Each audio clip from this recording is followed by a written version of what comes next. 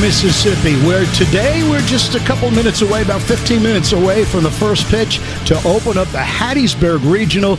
It's the number 2 Alabama Crimson Tide taking on the number 3 University of Miami Hurricane. And welcome aboard. Howdy to you. Jerry back in our Learfield Studios. I got you here at Pete Taylor Park. This is the first game of the Hattiesburg Regional. The 4 teams that remain in this regional: Alabama, Miami, the host team Southern Miss, and the number 4 seed Columbia. After our game is done, it will be Southern Miss against Columbia. But our game is coming up first.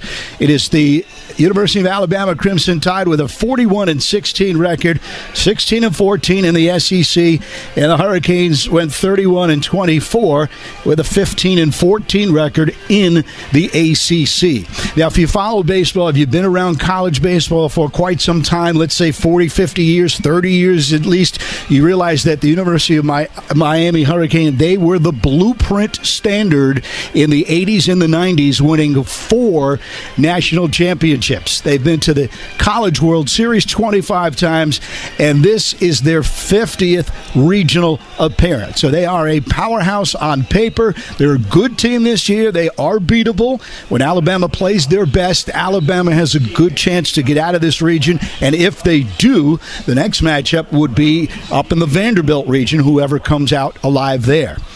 The pitching matchup for this afternoon in Game 1 of this double elimination, it's Riley Quick with an 8-2 record this year for the Tide and an ERA of 3.54. His last appearance was May 16th at Florida, so Quick did not pitch in the SEC tournament. He had an outstanding year. He was second team All-SEC, and he's a probable late-round, first-round pick in this year's upcoming draft. For the Miami Hurricanes, they are using a freshman by the name of A.J. Siskar, 6'3", 215 from Weston, Florida. His first 11 appearances this year were out of the bullpen, and then he moved into the rotation where he flourished. On March 30th, his first start was against North Carolina in a 4-2 win. So the freshman A.J. Siskar against the redshirt sophomore Riley Quick in the opening game of this Hattiesburg Regional. It's a double elimination. You lose today, you got another chance to continue. You win today, you still got to win a few more games. This possibly could go till Monday, but we'll see, and we'll take each game one at a time. Temperature-wise here in Hattiesburg, it's 82 and mostly cloudy. The wind conditions are going to gust up to about 14 miles. And there is a storm. There's a storm about an hour away that's possibly going to hit us here. It's about a 30% chance of hitting us here. It should be a quick hit and run if it does come. Okay, so you're all set up. Alabama, by the way, will be wearing their crimson tops with the white bottoms, and the Hurricanes are wearing orange, and their secondary colors are green. Well, we did have a chance, of course, to talk to Rob Vaughn and get his thoughts on what it would be like to get into the regionals, and we'll hear from the head coach, Rob Vaughn, right after this timeout. You are listening to the Crimson Tide Sports Network from Learfield. And this is Roger Hoover. Each Thursday at 2 p.m. Central, join us live for Crimson Drive, driven by NASCAR. This live streaming talk show features the latest on Alabama athletics, with exclusive conversations with Tide student athletes, coaches, and media members giving their perspective on the Crimson Tide. You can watch on YouTube, Facebook, and X, with all conversations archived as well on the Alabama Insider podcast. Roll Tide with Crimson Drive, driven by NASCAR. Beatbox is more than just a drink. It's a party movement. A non-carbonated, resealable, sustainable, flavor-packed party punch to make the world more fun. Blue raspberry, delicious. Fruit punch, iconic. Hard iced tea, a home run. Beatbox is the official party punch of the University of Alabama, and we're bringing the party to the ballpark. Because life's too short for boring drinks. And if you need a reason to party, well, this is it. Roll Tide. Please party responsibly. Must be 21 plus.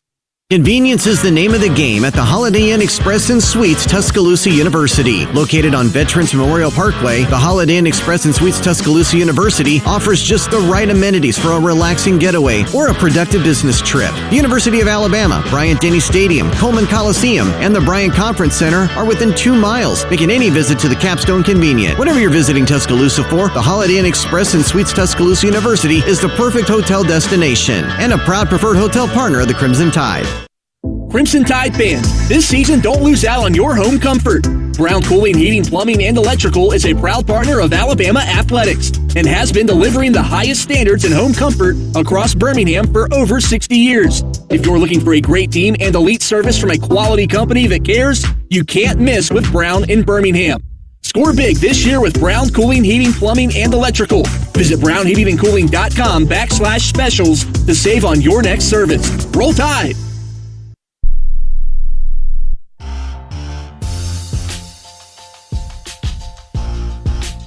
And welcome to the regionals. Welcome to the Alabama Baseball Crimson Tide pregame show, sponsored by CB&S Bank. We're here with Rob Vaughn, the head coach. You've lifted the weights, and the guys have done the running and the preps and the scouts and everything that you've done preparing just to get here. So hours before you take on a Miami team, what are your first emotions? What is the team's emotions? Yeah, I mean, it's been a very business-like approach for these guys, you know, and to me, like, you hit the nail on the head. Like, the Hayes of the barn, man, like, they've worked, they've prepared, they've done all that. Now go play free and send it, you know, and the term I use all the time, man, be unafraid to crash and burn. Like, I don't want these guys, if we go down, man, you want to go down sitting it. You don't want to go down tentative. And so they're ready, they're prepared. Now it's just time to go play baseball and have fun with it, enjoy the atmosphere, enjoy competing against the elite team, and get lost in that and look up here in about 3 hours and hope you're on the right side of it. Rob, at what level would you describe the disappointment of not being able to host? Because the analytics and everybody will research, you're right on the borderline, and the team that's hosting is Southern Miss, got in, probably took Alabama's bid. Where does that come into play right now? Yeah, I mean, I think at the end of the day, like, it's in a committee's hands, and Southern Miss was very, very worthy of hosting as well. I think it would be foolish for us to look at their resume and be like, man, we got screwed because they got in. Like, the reality is everything's in our hands. Like, we handle business a little bit better in a couple games. Like, there's no questions about anything. So I think there's that split second on Sunday night when your name wasn't called that is like, man, that sucks. And you got about 10 seconds to flip the page to, okay, now it's time to go get ready to play. Because you see this in football all the time in bowl games, right? You have the team that gets left out of the college football playoff, goes to the bowl game and gets boat raced. All that tells you is like that team didn't belong in there. Or you have the team, and Georgia's done it a couple times. Alabama did against my K-State team one year where they got left out of the 4, and I'm like, maybe Alabama will be, disappointed and not play hard. And I was at the game, and Alabama beat them by about 300. And it's like, then you look at that team and say, man, that team probably should have been in. So how we play this week and the run we go on will dictate what people think. So at the end of the day, there's no time to be disappointed. It's time to go lock in and go play good baseball. I want to talk about Riley quick, but I first got to get a little scouting report on the Hurricanes. What should our listeners and our fans know about how good they are? First thing is tradition, so I'm going to take that out of your answer, but what do we know about this year's team? Just a really unique team, man. Like, really scuffled early, didn't play great, then had about 4 weeks where they were the best team in the country. I mean, they just ran off win after win. They were winning series against good teams, and you're like, good gracious, that team's back. And then kind of fizzled a little bit at the end, lost 6 of their last 7. So a bit of a Jekyll and Hyde team from a performance perspective, but it's not a Jekyll and Hyde team from talent. Like, it is a really talented team. Daniel Cuvée is a superstar. I mean, him and Braun know each other well, and he's their version of that. 370 with, I think, 19 homers, elite player. They're an elite defensive team, and then you look at the arm they're going to face. We didn't know if we were going to see Hughes or Siskar. They went Siskar, and, man, that guy's going to be a bear. I talked to all my buddies in the ACC this week, and when I told them, hey, Siskar's going, they're like, oh, boy. Like, it's tough, man. It's a low slot righty. It's 90-94 with a really good slider. He throws a boatload of strikes, decent little changeup he can throw to lefties. So it's going to be a tough matchup. That team, it's going to be interesting to see which Hurricane team we get. And if you get the A+ version, man, it's as good as any team in our league. And finally, Riley Quick, we haven't seen him, as we say, a New York Minute. I know he's got to be like a bear waiting to come out of the cave. How much have you talked to him about this start and try not to get too high? Yeah, he's ready to go. He obviously, there was a piece of Riley that wanted to throw in Hoover last week, knew he couldn't throw in Hoover, knew he wasn't ready to throw in Hoover, but in your heart want to, which I respect. But he's ready to go. And I think a big thing for him is he's a big fella. He sweats more than any human I've been around. Like, the message to him has really been about hydrating these last few weeks, because that's really what it's going to be about for him. He's got a tough lineup to navigate, but he's also on a turf mound in what's going to be a real field in the upper 90s. Like, he's also going to be battling that. So I think he's done a good job being hydrated and ready to walk into this game. Now, to your point, like, that guy doesn't want this to be the last time he throws an Alabama uniform, I promise. So we're going to get everything we got out of him, and that's why I love him so much. Man, I don't love Riley Quick because he throws hard. I love Riley Quick for the human he is, the teammate he is, and man, from day one, he's put his arm around me and taken me in and welcomed me in, and man, I love him. So I'm excited to kick off this regional with a dude like him. All right, we will see JJ on our post-game show, so we wish you the best. We'll be right back on this field tomorrow, hopefully in the winner's bracket. Roll Tide. That's it, baby. Roll Tide. Rob Vaughn, head coach of the Alabama Crimson Tide. We remind you, you're listening to the pregame show, Alabama Baseball on Learfield. This is Coke Zero Sugar. Could I be the best Coke ever? Try and taste with your ears. Hear those bubbles? Imagine them tingling on your tongue. Fizzy deliciousness. Listen to that cascading liquid. A mouth-watering waterfall. Irresistibly tasty. Zero sugar. Crisp, refreshing, and ice cold. Is Coke Zero Sugar the best Coke ever? Try and decide. From foul pole to foul pole, listen to the first weekend of the NCAA Division I Baseball Championship with the Regional Rundown Show. If you've ever wished for a radio version of NFL Red Zone, but for college baseball, then allow us to put it on a tee for you. Live on the Varsity Network app. Join our crew starting Friday, May 30th as we go game to game across the 16 regional sites. We'll have the live hometown radio call, highlights, scores, and reactions. Dive head first into the Regional Rundown beginning Friday, May 30th, exclusively on the Varsity Network app. The tradition, the rivalries. SiriusXM is your destination for all things college sports, and we've got you covered.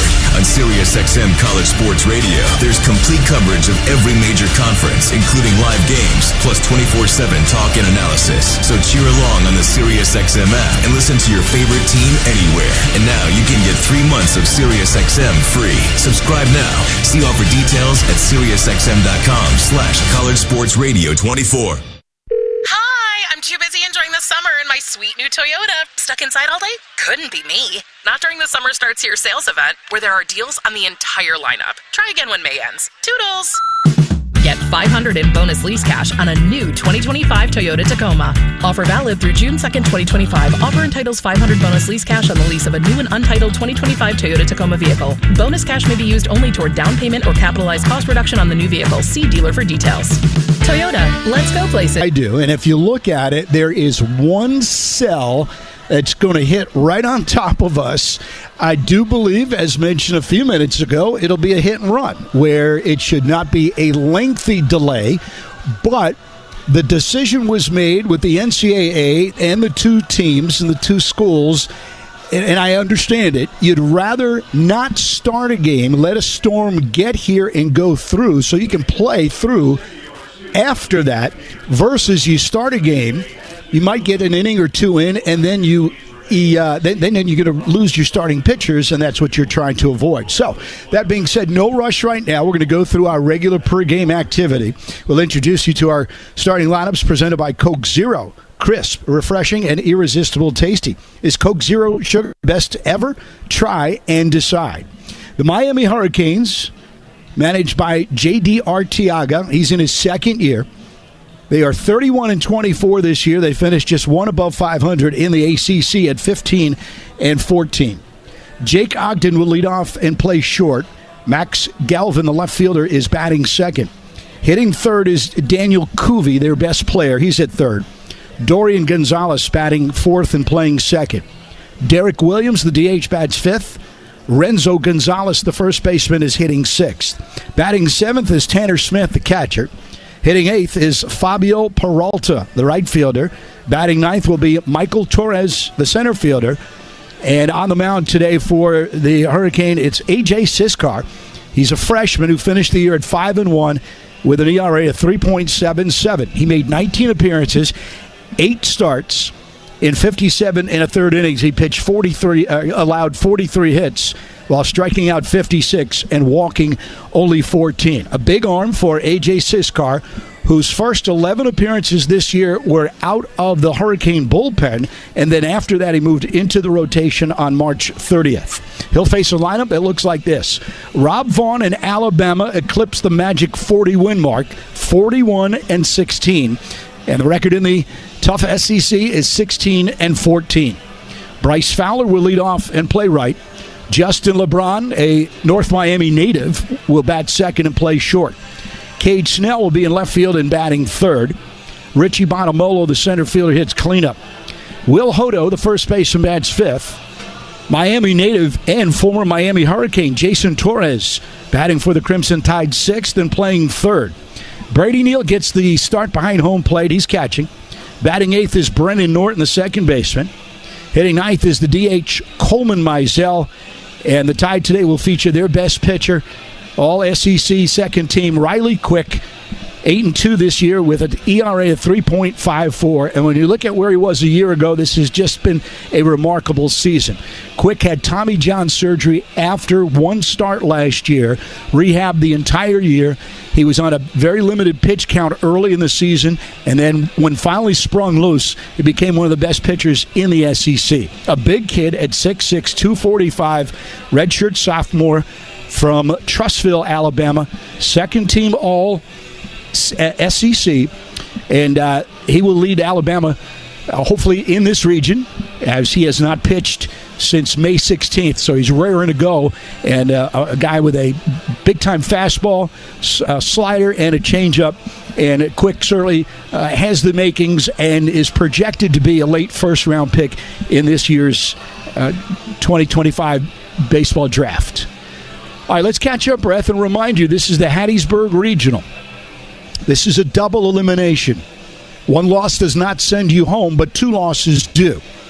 In this region here, you've got the host team, Southern Miss. They will take on Columbia later on tonight. And then right in front of us, it will be Alabama and University of Miami. But we are currently in a rain delay. This event is being delayed. I'm reading right off the scoreboard. And we're looking again at a cell that is scheduled to be right above the stadium. I do not think it's going to last very long, according to my forecast and the way that I've looked at weather over the last 30 years. This should be something that just drops some rain, maybe even intense for a few minutes, and then disappears, moves on. And that is probably the last rain for the remainder of this weekend. Everything is supposed to get hot and warm and humid and act like summer right after this one final shower.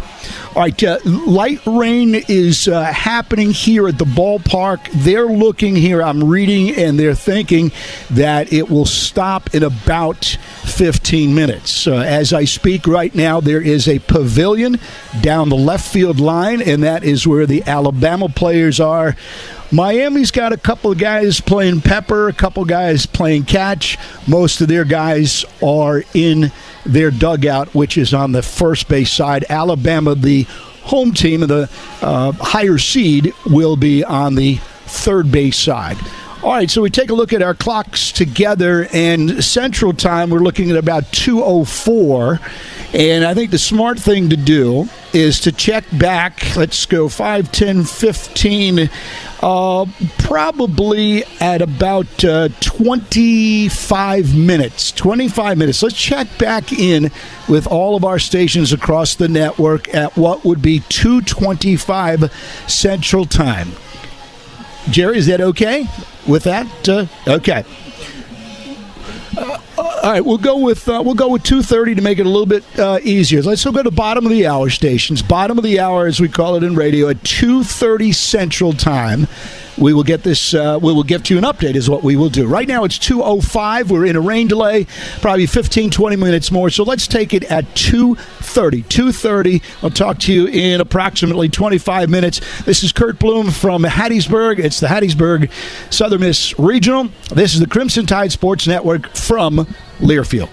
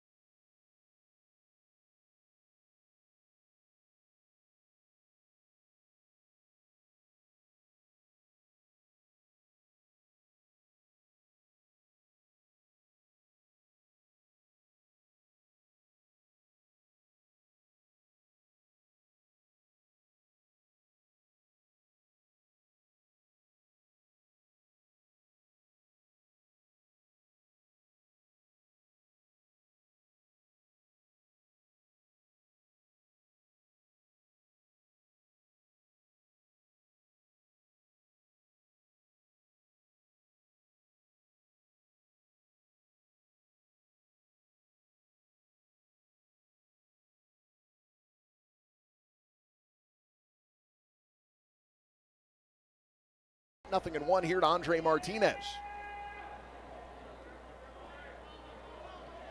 Darrell Lee gets his lead off first. Miles Bailey holds him there. Third base side of the rubber for Vellini. He kicks and delivers. That's a line drive into left field. That will fall in for a base hit. And I'm not sure where Chase Williams is throwing the ball. He decided to throw it to first base there. Miles Bailey was able to pick it up out of the grass, and now it's first and second with nobody out. George Rodriguez will be the batter. That ball off the bat looked like it was a line drive. It wasn't hit very hard. It was actually a little bit of a little punch shot out there, just 78 miles an hour off the bat. And Jorge Rodriguez now the batter, hitting .357. He's homered 14 times while driving in 43. First and second, nobody out. Florida State doesn't think Rodriguez will be asked to bunt, and he's swinging away as he fouls that one off. Nothing in one the count.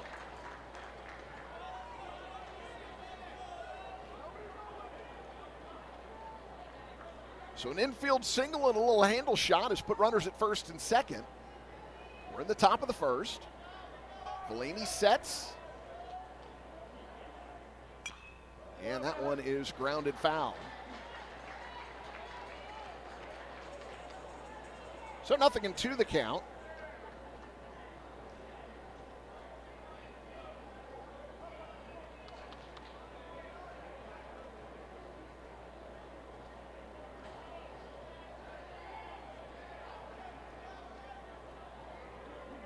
Knowles trying to hold Lee close at second. Vellini delivers. That one is grounded to third, but it's going to be foul. Still nothing in two here to George Rodriguez.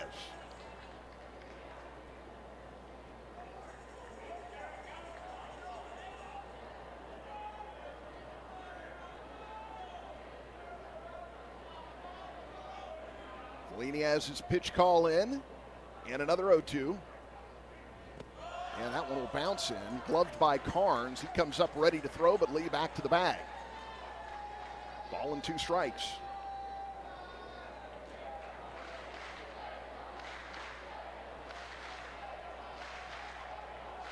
So 1-2 now. Vellini to the belt.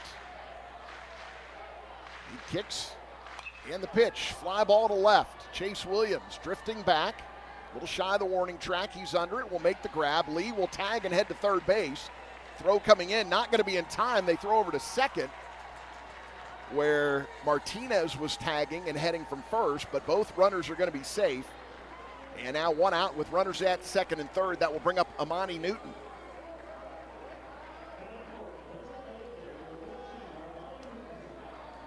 Amani Newton hitting .273 on the year with 9 home runs and 23 driven in. Left-handed hitter now against the lefty Joey Vellini. Runners at second and third. Bethune-Cookman threatening here in the first inning. Newton up on that front toe, feet parallel. Vellini delivers, check swing. Ball gets away from Carnes, but it stays in the circle as Carnes gathers it back in, keeps Lee down at third base. 1 ball and no strikes now to Newton.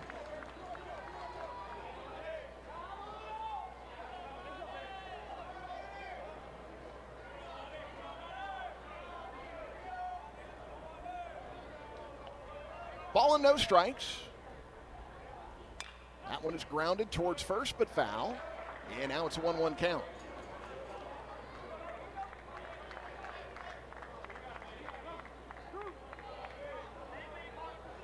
So 2 singles and a fly out with both runners tagging have put 2 in scoring position here for Bethune-Cookman.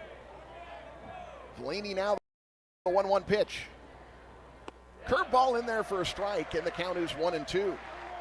This will be a big time for a strikeout here by Vellini. Infield back for the Noles except for Cal Fisher. He's even with the bag at third, but now with 2 strikes, he's going to back up a little bit.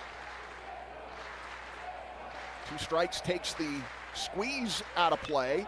That one is lined to right field. It's going to be caught by Harrelson. Runner will tag and head home. They are going to double up. The runner at second, and there is no run. What an awful base running mistake there by Andre Martinez. As Gage Harrelson was able to make the catch, Martinez was almost to third base. Harrelson threw behind the runner to second, and he was forced out at the bag at second, negating what would have been a sure run on the sacrifice fly. So Bethune-Cookman, no runs on 2 hits, and they leave 2 stranded. We've played a half inning.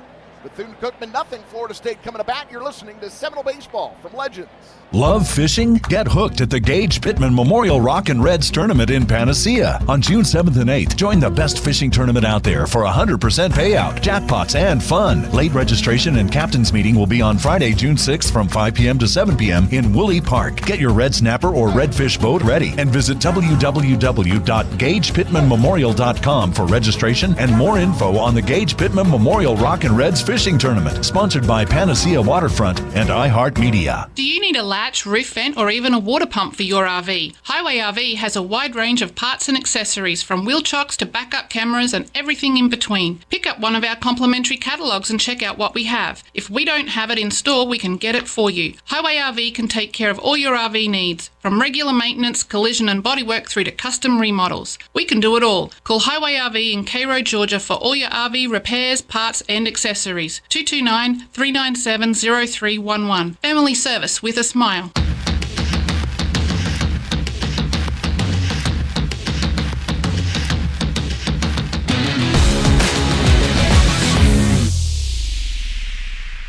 The Florida State Seminoles and the Bethune-Cookman Wildcats. No score as we begin the bottom half of the first inning. And on the mound, it's Joel Core. Comes in with a record of 6-1. He will throw today to Irvin Escobar. Down at first base, Jorge Rodriguez. The second baseman is Jesus Venegas. Jeter Paleto is the shortstop, with Andre Martinez at third. The outfield left to right, Lee, Figueroa, and Rivera. The Noles will lead off Gage Harrelson. Alex Lodis bats second. Max Williams will hit third with Miles Bailey batting cleanup.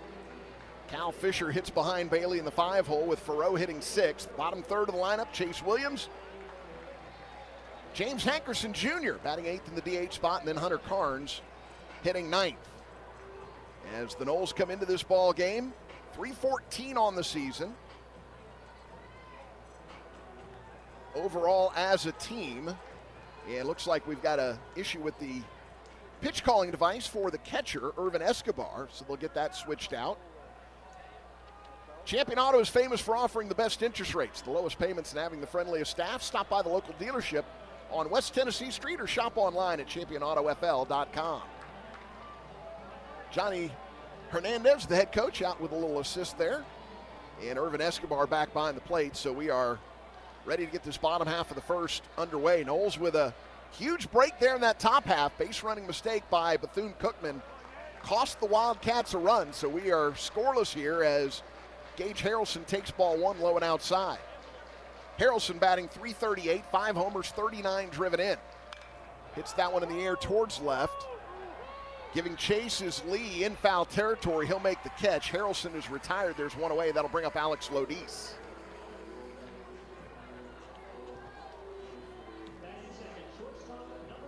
Well, if you're listening to me right now, you can also catch me live on the FSU Baseball Facebook page or on the FSU Baseball Twitter feed. We've got the live cam going once again here as Alex Lodis steps in. And he watches a fastball on the first pitch as it sails by letter high for ball one. Lodis leading the Noles at .415, tied for the team lead in home runs with 17, and leads the team in RBIs with 66. Hopper towards third, almost a collision there between Martinez and Paleto. Paleto has it, throws to first. Lodis is retired, there are two away, and that will bring up Max Williams.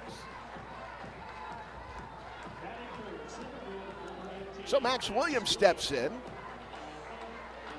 He's the one that's tied with Lodis for home runs. He's got 17. .319 season thus far for Max. He has driven in 45 as Joel Core delivers. That one is driven high in the air, deep right center field. That ball is out of here. Max Williams, his 18th home run of the season. The Noles take a 1-0 lead.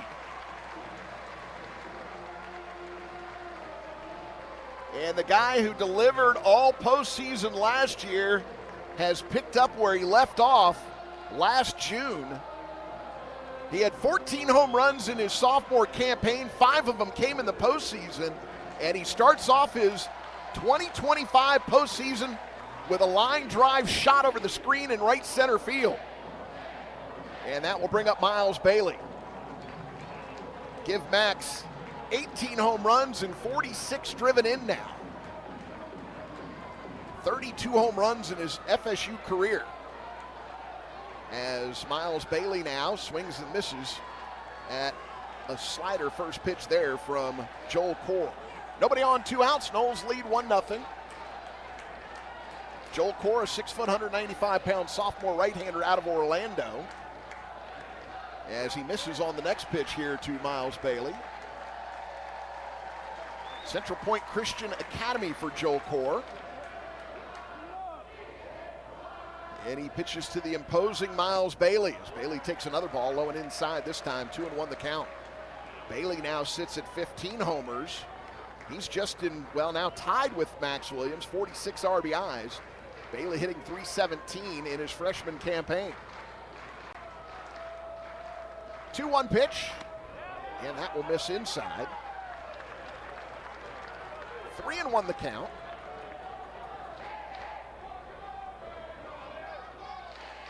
Now the 3-1 pitch. Swing and a miss. Gets out in front of another slider, and the count is full now. 3 balls and 2 strikes. Miles Bailey getting situated back in that left-handed batter's box. Here's the payoff, and that will miss outside. Bailey draws the 2-out walk. That'll bring up Cal Fisher.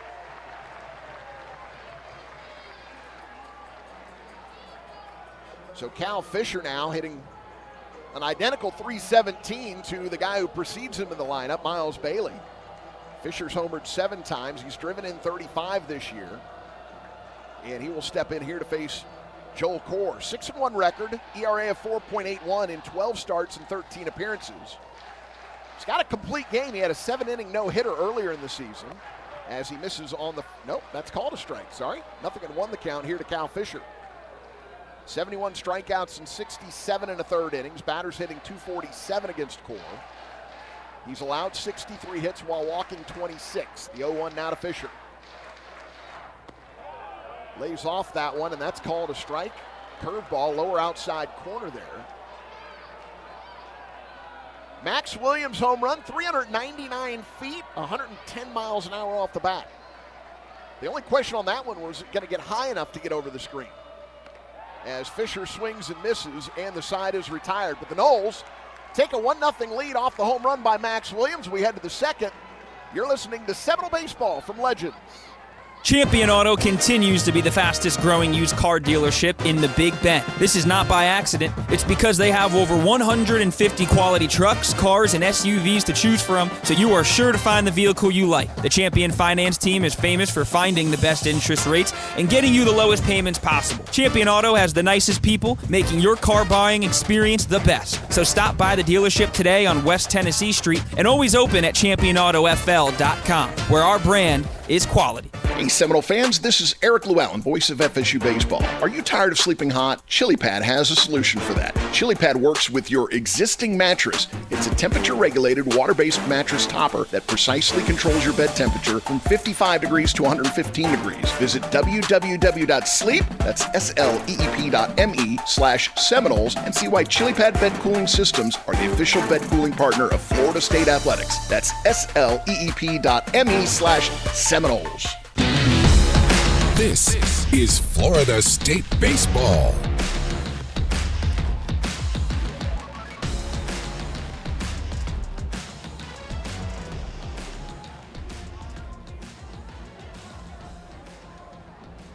Florida State leads 1-0 as we begin the second inning. Joey Vellini back out on the mound for the Noles here, and it was a grave base running mistake for the Bethune-Cookman Wildcats that saved a run for the Seminoles in that first inning.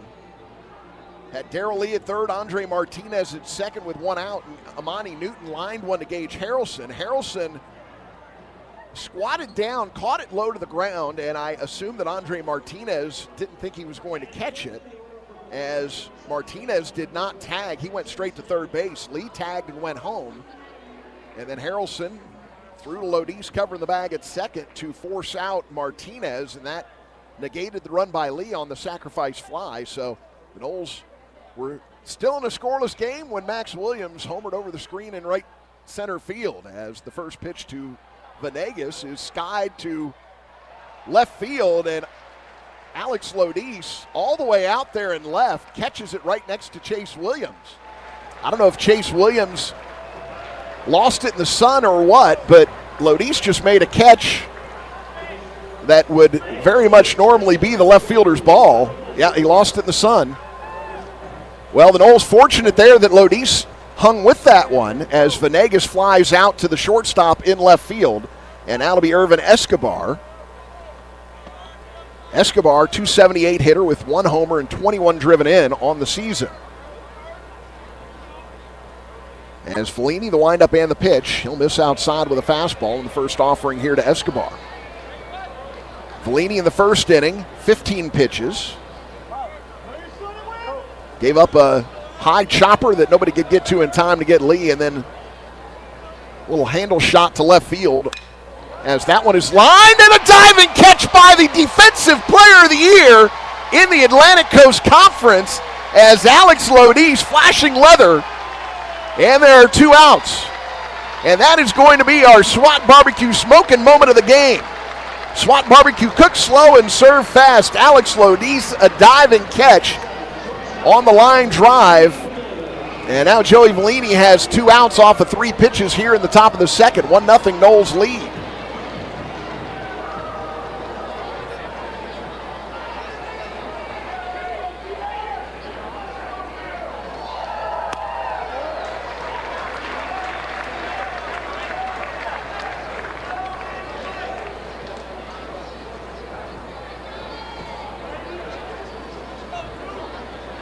Nothing and 1 the count, as there's a swing and a miss.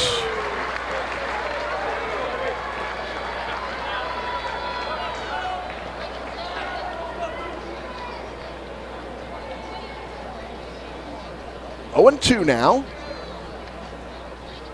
And that one will bounce in. 1 ball and 2 strikes.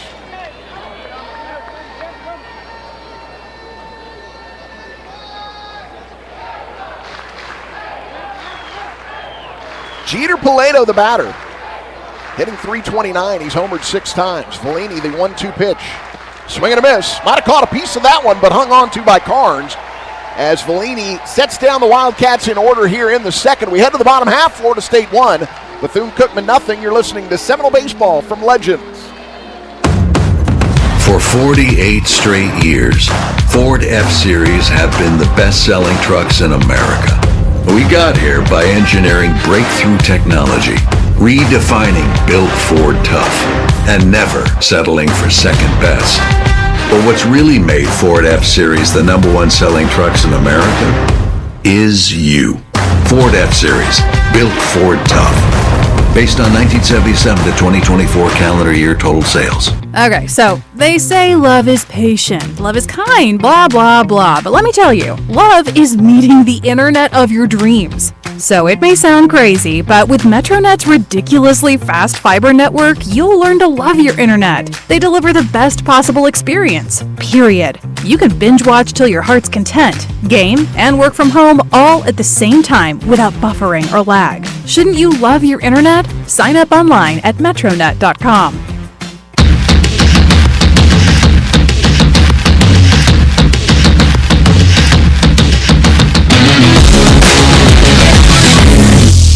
Noles lead this thing 1-0 as we go to the bottom of the second inning. And due up for the Seminoles here, it'll be Drew Faroux, Chase Williams, and James Hankerson Jr.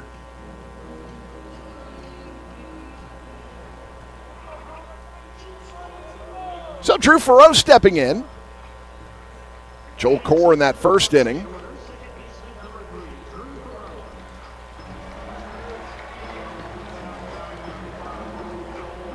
Faroux hitting .314 on the season with 14 homers, 48 driven in. I lost our crowd mic there for a moment, but it's back as Faroux takes ball 1.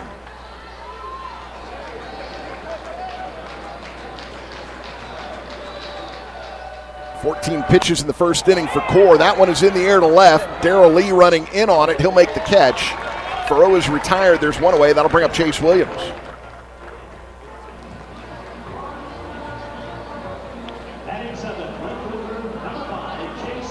Chase Williams, .348 on the season. He has yet to homer. He's driven in 18 runs as he steps in here to face Joel Core.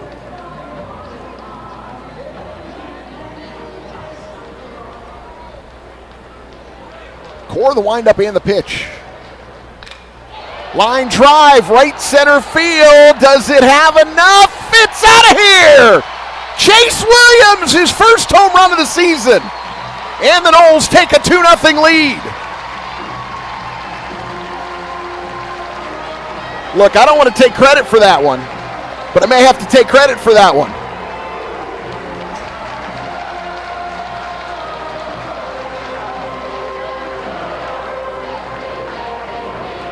And the Noles 2-0 now off of 2 solo home runs, one by Max Williams, one by Chase Williams. The non-brothered Williams, both with home runs here today as James Hankerson steps in. Joel Core came into the game having given up 8 home runs. He's given up 2 here today. It's a warm day in June, wind blowing out. The ball jumps at Hauser this time of year. As the first pitch to Hankerson is good for a strike, the next one bounces in for ball 1. Chase Williams comes out, tips the cap. I'm going to tip the cap as well.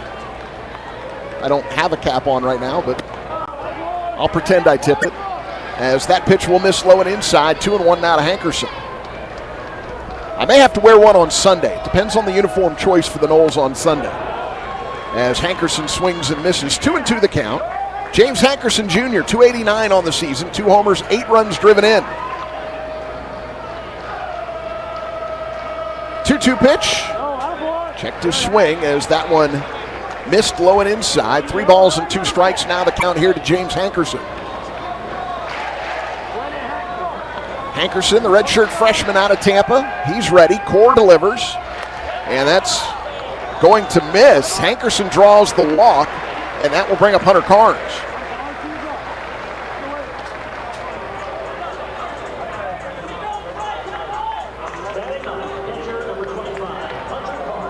.390 feet, 100 miles an hour off the bat for Chase Williams. His was a little more right center. They were both right center, him and Max. Max a little more to the right field side, and Chase a little more to the center field side of right center, as the first pitch to Carnes is good for a strike. Wind is helping balls out that way as it's blowing out to right center currently. Carnes, a .270 hitter on the season. 6 homers, 14 driven in. Swing and a miss on the slider there from Joel Core, and the count is 0-2.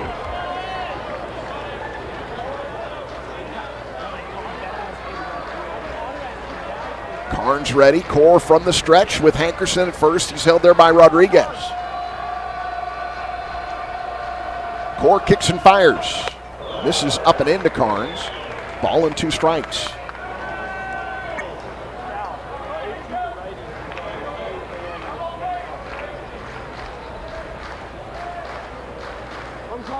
Now the 1-2 pitch. That'll miss. Low and outside, gets away from the catcher Escobar.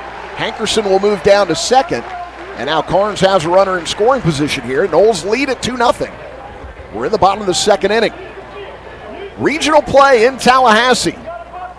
Noles playing for a chance to take on the winner of the Corvallis Regional, where you've got Oregon State taking on St. Mary's today and TCU taking on Southern Cal.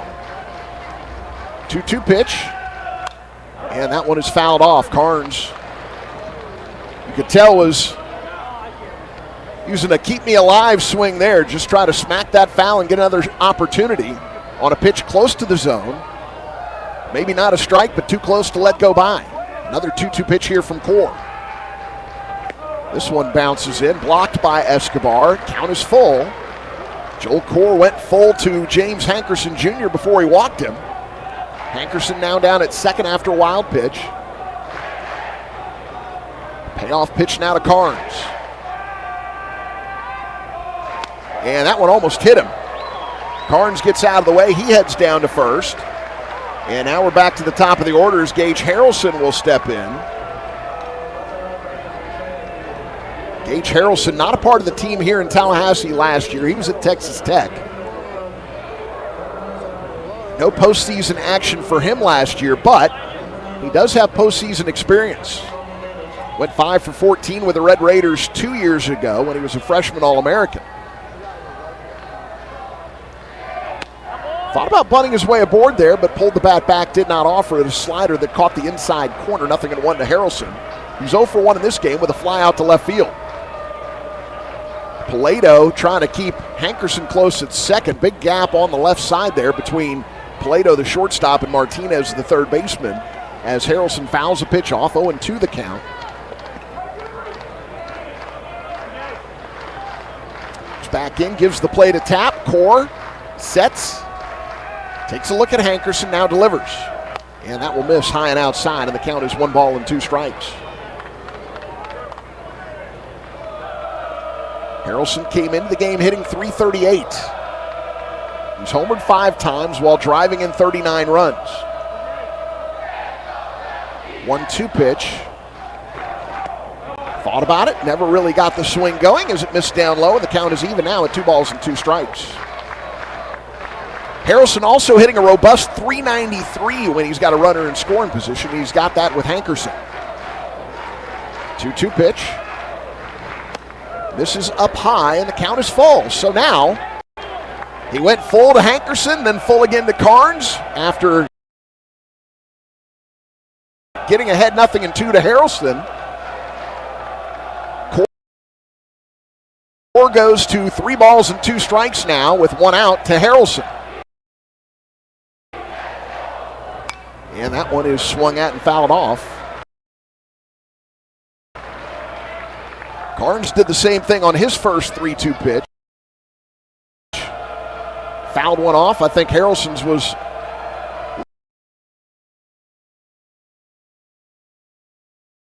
little more sure that it was a strike there. Carnes was protecting the plate when he fouled his off before earning that walk. Now another 3-2 pitch here to Harrelson. Swing and a miss. Harrelson strikes out. There are 2 down. That will bring up Alex Lodis.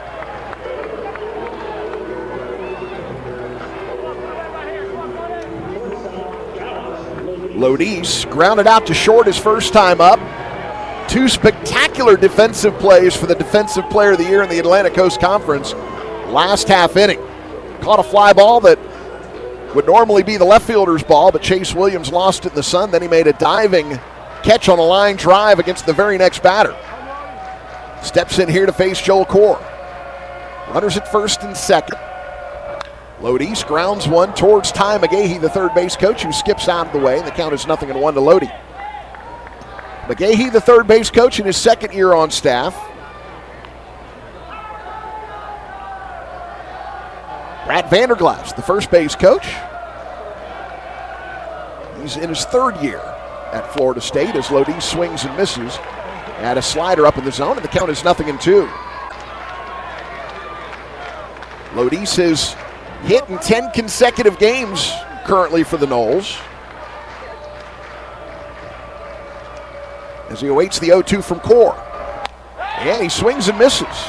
Lodis strikes out, but the Noles pick up another run on the solo shot by Chase Williams. Florida State takes a 2-0 lead into the third. You're listening to Seminole Baseball from Legends.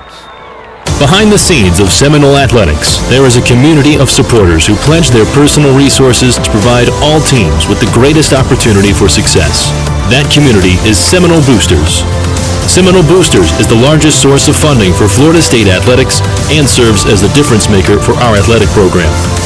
You can join the team behind the team for only $5 per month. Learn more or join today at SeminoleBoosters.com. That's SeminoleBoosters.com. Scott and Wallace, the official injury lawyers of the Florida State Seminoles, located in the heart of Tallahassee, founded with a commitment to community and a will to win. Join Scott and Wallace at Dick Hauser Stadium with the Animals and the best fans in college baseball all season long. Scott and Wallace, real trial lawyers, real results. You are listening to Florida State Baseball. Noles lead this one 2-0 as we begin the third inning. The AC Marriott Cascade Park is the perfect place to stay and play while in town to catch a Noles game. Wind down with a signature cocktail in our AC Lounge or rooftop bar, Charlie Park. Everything you need under one roof. Book your stay today. Vellini so far, just 22 pitches.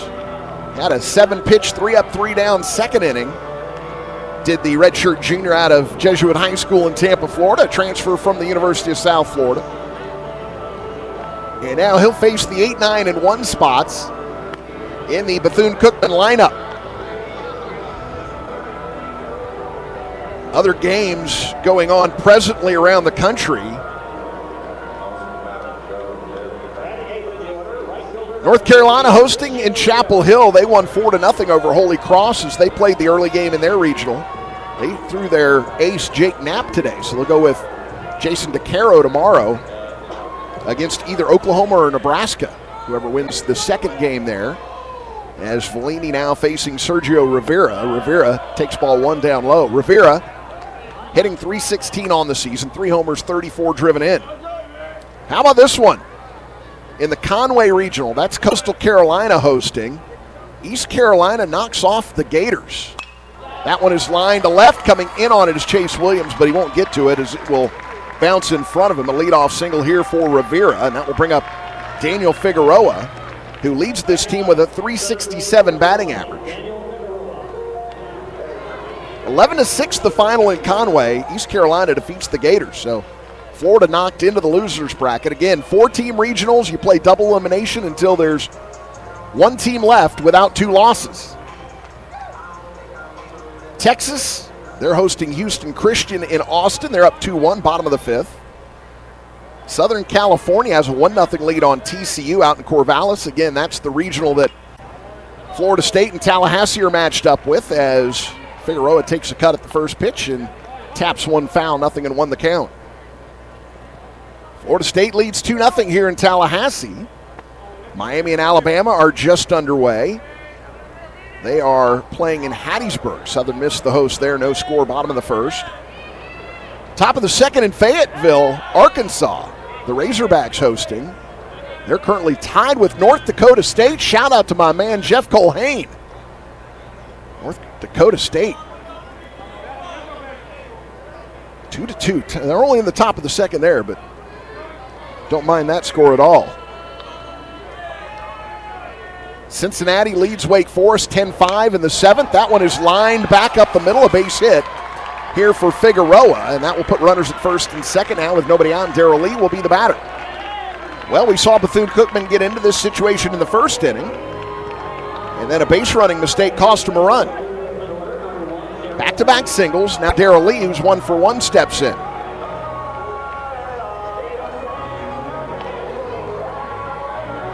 Louisville was down early to East Tennessee State, but they've turned that one around. They lead 6-2 in the bottom of the fifth. That game is in Nashville. And that's a look at all the other games currently going on. A bunt attempt is popped up, caught in fair territory as Cal Fisher runs in, leaps, and makes the catch. So Darrell Lee is retired, and that will bring up Andre Martinez.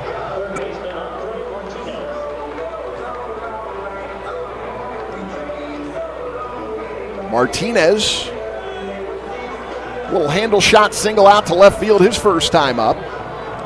And he was the one who made the base running mistake that cost the Wildcats a run. Did not realize Harrelson was catching a line drive out in right field and took off for third base. Harrelson was able to double him up. And he will foul off the first pitch. Martinez has had an outstanding year, 20 home runs, 63 driven in while batting .354 for the Wildcats. He's a junior out of Columbia. St. Pete High is where he played his high school ball. The 0-1 pitch now to Martinez. And that one is fouled off as well.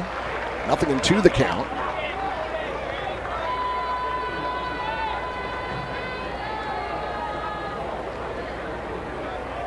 I'm going to go deep, deep.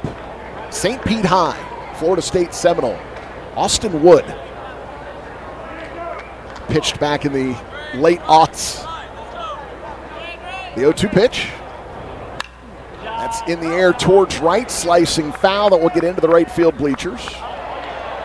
Nice snag there. Florida State fan. Made the barehanded catch. Hands it off to his kid. It's a good day when you get a souvenir at the ballpark. 0-2 the count. Here to Andre Martinez. One out, runners at first and second. Knowles on top, 2-0. Top of three, Vellini to the belt. 0-2 pitch is grounded foul left side. So we'll stay at no balls and 2 strikes. 2 runs, 2 hits, no errors for the Noles. 0-4 and 0 for the Wildcats. Both Seminole hits, solo shots. Both hit by guys with the last name of Williams. One by Max, one by Chase. Max is 18th of the season, Chase is first. Third base side of the rubber here for Vellini. Still 0-2 to Martinez. Here's the pitch. And another foul ball. Martinez hanging tough. That one goes up, hits the facade, and will drop right down into the Seminole dugout. So we stay at no balls and 2 strikes. Rivera gets his lead off second, Figueroa off first. Knowles a little bit of a shift on. Bailey is almost halfway between first and second. Everybody else about where they normally would play at double play depth. Runners going. That one is again fouled off. Everybody will have to go back to their bases. Rivera at second base has 34 steals on the season in 38 tries. Figueroa at first has 15 steals and 16 tries, so they both run very well. Again, this is a Wildcat team that has stolen 128 bases. They've only been caught 31 times on the season. Vellini sets, kicks and fires. Swing and a miss. Boy, I tell you what, That is a good strikeout there by Vellini against an excellent hitter who seemed like he was going to stand in there and just keep fouling pitches off. You go left-handed curveball to the right-handed hitter and got him with it. Second strikeout of the game for Vellini there, 2 down. That will bring up George Rodriguez. And if I waffle back and forth between George and Jorge, you'll have to bear with me. That is because George does not prefer one over the other, as people call him both George and Jorge. So again, if I go back and forth between the two, it's not me mispronouncing a name, it's me going with either or, since he is good with either or. First pitch misses, 1-0 the count here.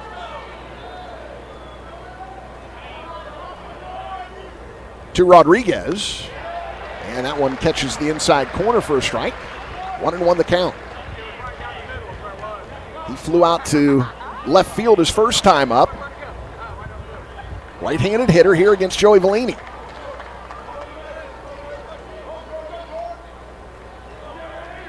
Rodriguez ready. Vellini checking the runner at second. Now he delivers. Swing and a miss. Good changeup there by Vellini.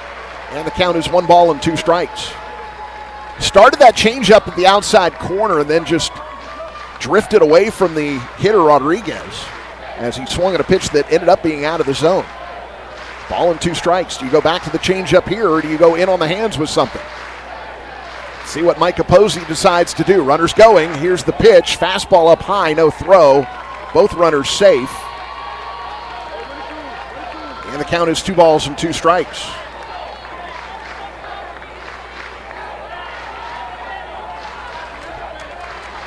So 2 in scoring position now for the Wildcats. Florida State leads 2-0, but Bethune-Cookman can tie it up with a base hit. There are 2 outs. Here's the 2-2 from Vellini. And that one misses down low, blocked by Carnes. The count is now full, 3 strikes. Behind Rodriguez, you've got Amani Newton.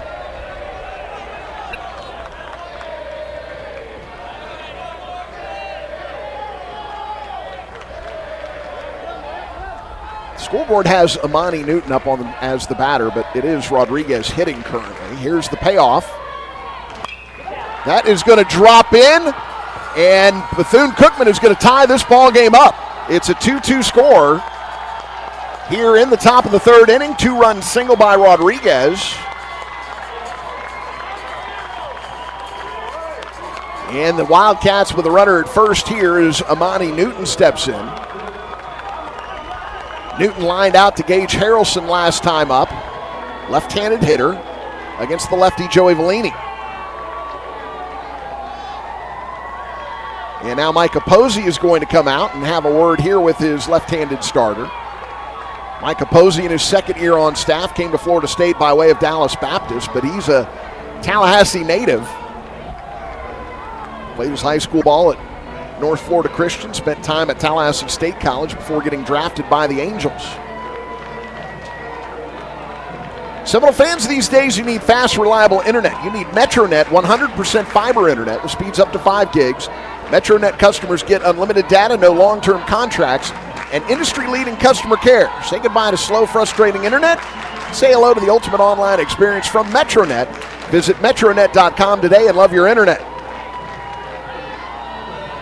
Angel Campos, the home plate umpire, goes out, breaks up the conversation as Posey heads back to the Seminole dugout.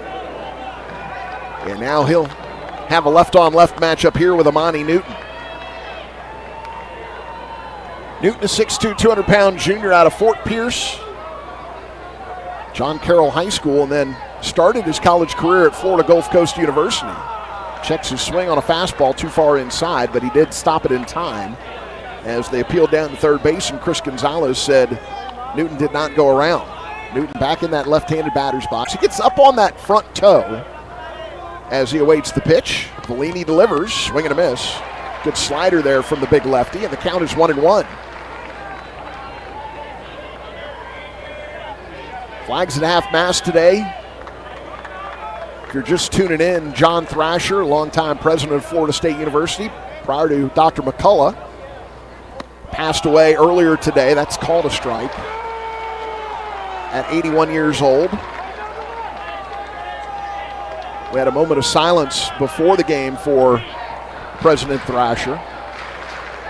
Ball and 2 strikes now. Vellini sets, looks at the runner, now delivers, and misses outside with a slider. 2-2 the count.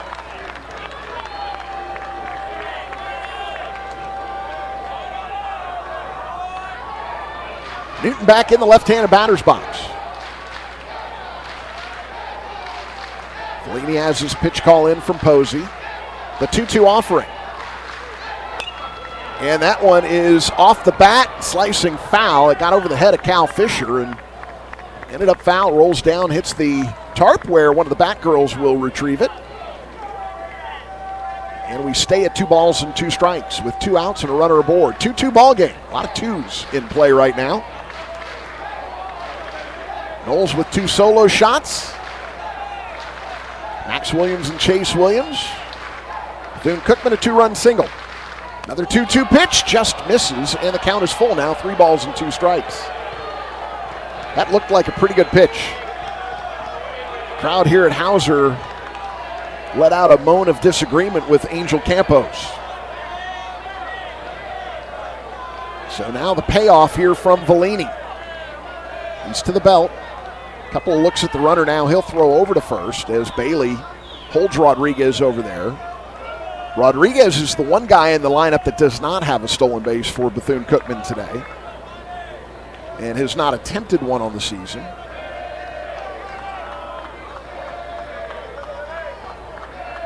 Here's the payoff. Ground ball. Farrow has it. He'll throw to first, and the side is retired, but Bethune-Cookman is on the board. They pick up 2 runs on 3 hits. They leave 1 stranded, and we have played 2.5. Florida State 2, Bethune-Cookman 2. Coming up for the Noles, it'll be Max Williams, Miles Bailey, and Cal Fisher. When we come back, you're listening to Seminole Baseball from Legends. No matter where you are in life, VyStar is there with banking made for moments big and small. Auto loan to get you to those road games. Credit and debit cards you can use on game day. Home loans for the home team fans. And that's just the beginning. We also give back to the places we call home. Visit VyStarCU.org today. VyStar Credit Union, proud partner of Florida State Athletics. Go Noles! Seminole fans know that when their health is on the line, Tallahassee Memorial Healthcare is here with the most advanced medical care in the region. Tallahassee Memorial Healthcare is home to one of the top heart and vascular programs in the Southeast, the area's most powerful cancer center, and Tallahassee's only Level 3 neonatal ICU. For 75 years, our expert team has offered the latest technology and treatment options to get you and your family back in the game. We are Tallahassee Memorial Healthcare, your hospital for life.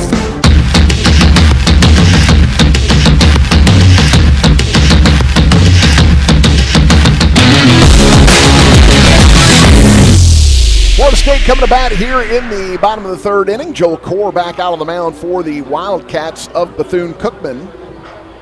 And he'll face Max Williams, Miles Bailey, and Cal Fisher.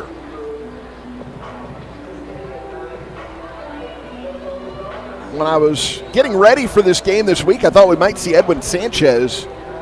He had pitched a lot the last couple of weeks, 4 starts between May 10th and May 25th with no fewer than 93 pitches in any one of those starts. But Johnny Hernandez deciding to go with Joel Core instead of Edwin Sanchez.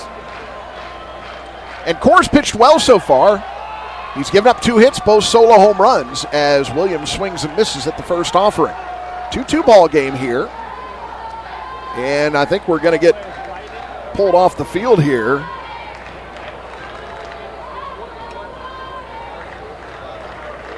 Yep, I think we're going to get stopped here. Both coaches being called out. And I am by no means official with my phone, but I do have a lightning detection app on my phone, and I do see some lightning within the 8-mile radius. So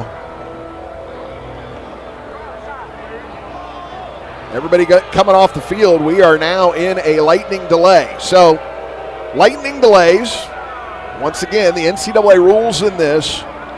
If you have lightning within an 8-mile radius, you must stop play, and you must stop play for a minimum of 30 minutes. if you have any lightning strikes within the 8-mile radius during that 30-minute period, the 30-minute clock starts over. So if you get all the way to 29 minutes, another lightning strike, you've got to start another 30-minute clock. If you do it 2 minutes in, you've got to stop play, or you've got to rewind that clock, go back to 30 minutes again. So we are going to get pulled off the field here, and we are going to be in a lightning delay. So 4:56 is our stop time here. And we are in the bottom of the third inning with an 0-1 count to Max Williams in a 2-2 ball game between Florida State and Bethune-Cookman. So again, we have to go at least 30 minutes. Have to wait this out and see what happens if we get any more lightning strikes within 30 minutes. We have to reset that 30-minute clock. And as we have seen in postseason in Tallahassee, these lightning delays, sometimes you can get out of it in 30 minutes, but sometimes these can drag on, and hopefully this is one that will not take too long. You do have, obviously, the longer this goes, the less likely it is that your two starters return to this game. Joel Core for the Bethune-Cookman Wildcats, Joey Vellini for the Florida State Seminoles. So again, the longer this goes, the less likely it is that those two guys can come back, and the more likely it is that you have to go to the bullpen, something that obviously Florida State doesn't want to do this early with a guy like Joey Vellini on the mound, but Bethune-Cookman, I would assume, is in the same boat. They don't want to have to go to the bullpen this early either in a ball game like this. So that's where we stand now, 2-2 score, bottom of the third with nobody out. Max Williams, the batter, in an 0-1 count when we pick this one back up.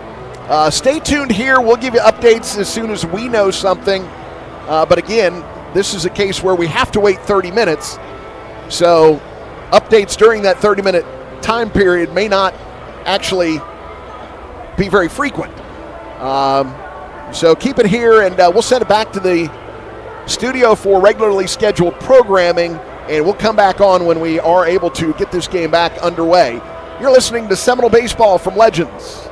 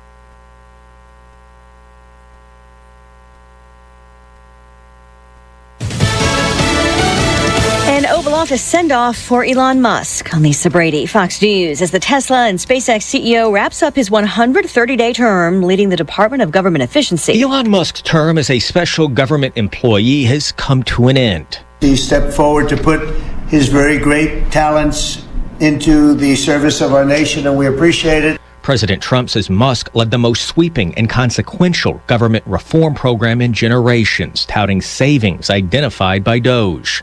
Musk says he'll remain a friend and advisor to the president. I think the Doge team is doing an incredible job. They're going to continue doing an incredible job. Doge claims it saved the government nearly $200 billion, far short of a $1 trillion goal set by Musk.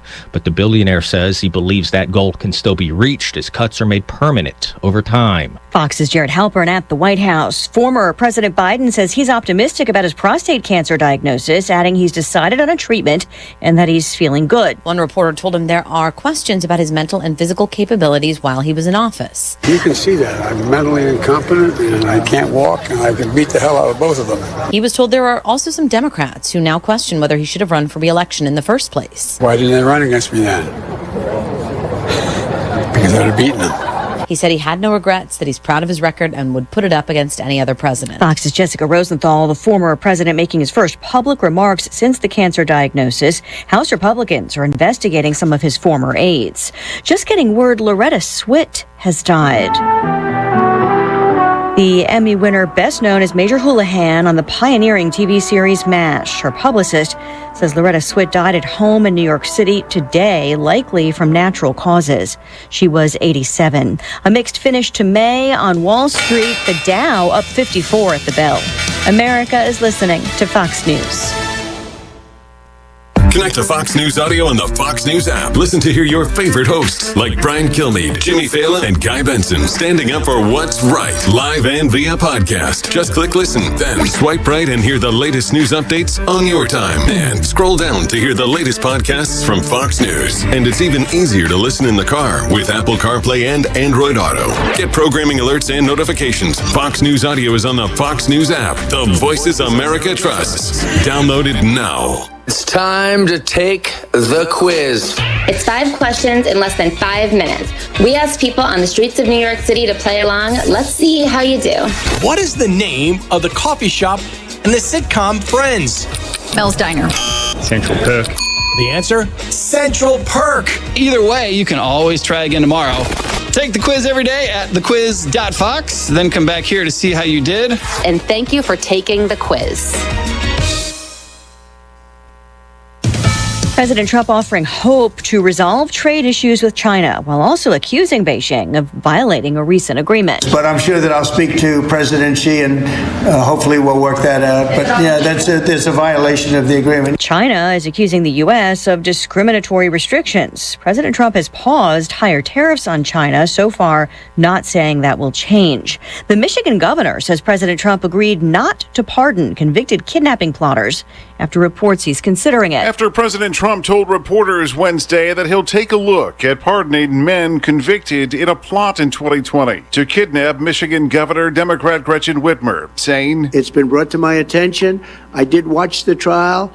It looked to me like somewhat of a railroad job." The governor now telling Michigan Public Radio that the president about a month ago asked her how she'd feel about the pardons. She said she'd oppose it, and that the president said he'd drop it. Whitmer says she's reaching out to the White House over the weekend. Those convicted and acquitted in the kidnapping plot claim they were set up by the FBI. Jeff Manasso, Fox News. They weren't supposed to be pot gummies. Candy giant Haribo, well known for its iconic gummy bears, is recalling bags of cola bottle-shaped candies in the Netherlands over cannabis contamination. Authorities were alerted after several members of a family, including children, fell ill after eating candy from a 2.2-pound bag of Haribo Happy Cola Fizz. Samples revealed the product was laced with cannabis, and Dutch police are investigating how the candy became contaminated. The company saying although only 3 contaminated bags had been identified so far, it's recalling the entire batch as a precaution. Fox's Lillian Wu recapping the mixed finish on Wall Street. The Dow finishing higher, up 54 points. The S&P slips a fraction. The NASDAQ down 62. And Lisa Brady, Fox News.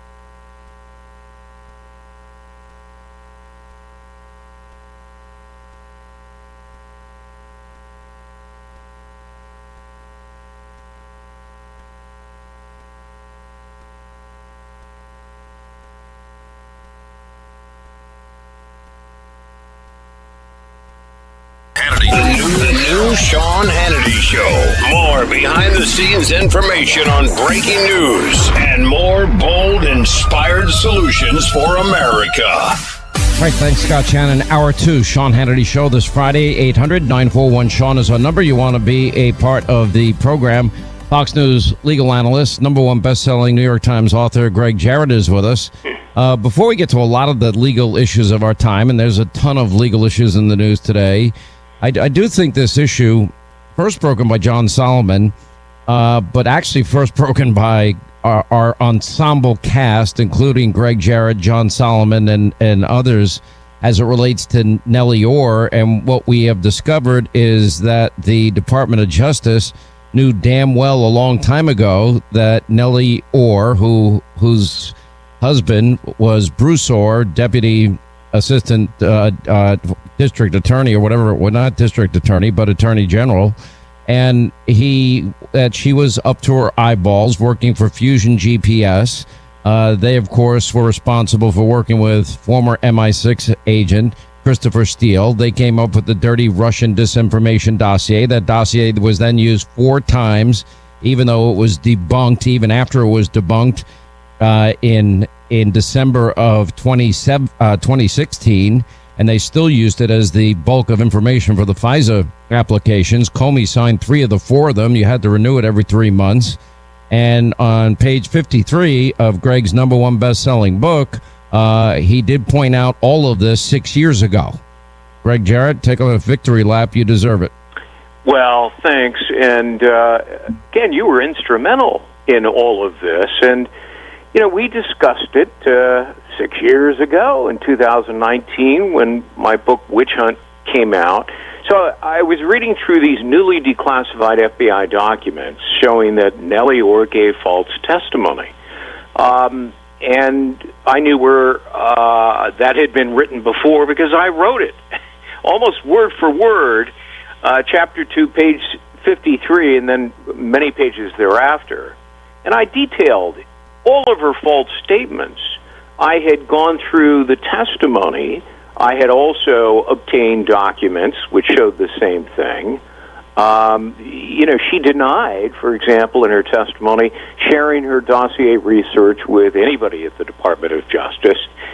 But as I wrote in the book, there are 339 pages of emails showing that she sent it to at least 3 prosecutors at the Department of Justice. And, in fact, those same emails prove that she knew of the DOJ's parallel investigation of Trump, even though she testified to the exact opposite. Well, but it's important to remind people, Greg, that dirty dossier, and there are even claims and people that believe, and maybe you believe, that she actually wrote at least part of it, if not all of it, that in fact that they knew it was false, they didn't care, and it, without any real basis to start an investigation, it became the impetus for the opening of what was known then as and now as Operation Crossfire Hurricane, which was the Russia hoax.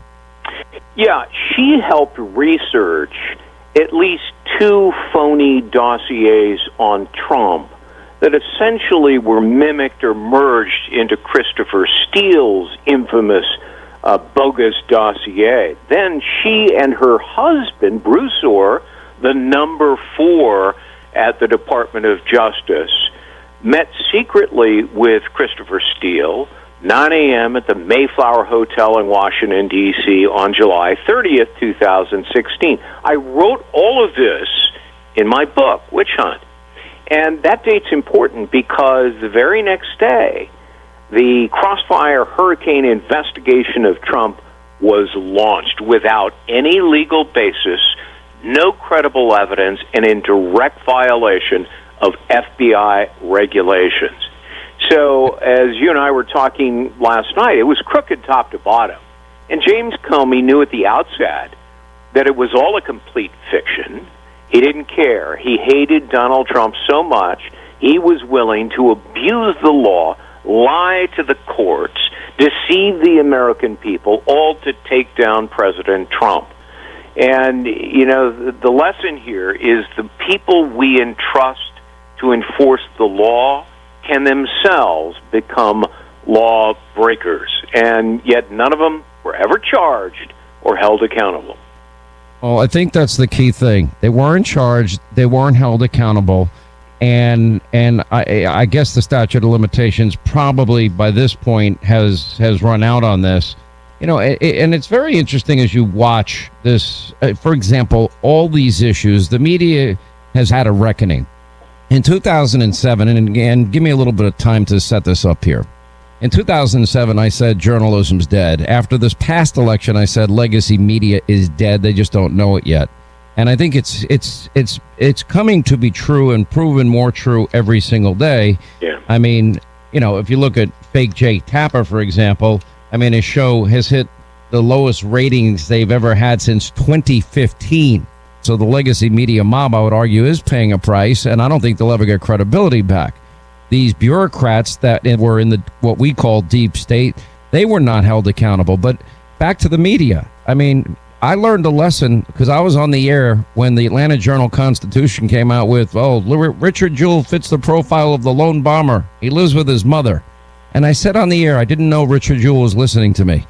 And I ended up getting one of the first interviews with him. As a result, I said, just because he lives with his mother does not make him a terrorist. This is ridiculous. And I was the only one that did it. And he said that to me. And I was shocked when he said it, but it opened my eyes. And I didn't rush to judgment. The media got wrong Duke Lacrosse. We got it right. You were on my show often then. We got UVA right.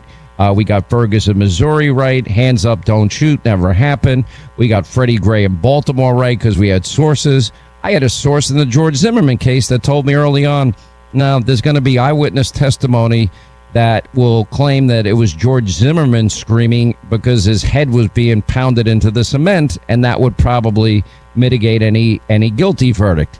And they got every one of those issues wrong, and they rushed to judgment every time. So there's this unholy alliance with the legacy media and this deep state, and they never get held accountable, although I would argue media is being held accountable because people don't trust them.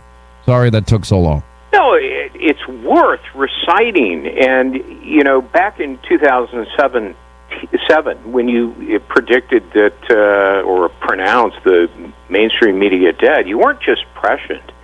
You had eyes and ears, and you were paying attention, and you saw what they were doing.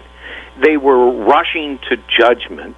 They were allowing their own political bias to infect their reporting, and not just the stories they chose to publish, but the way they told those stories.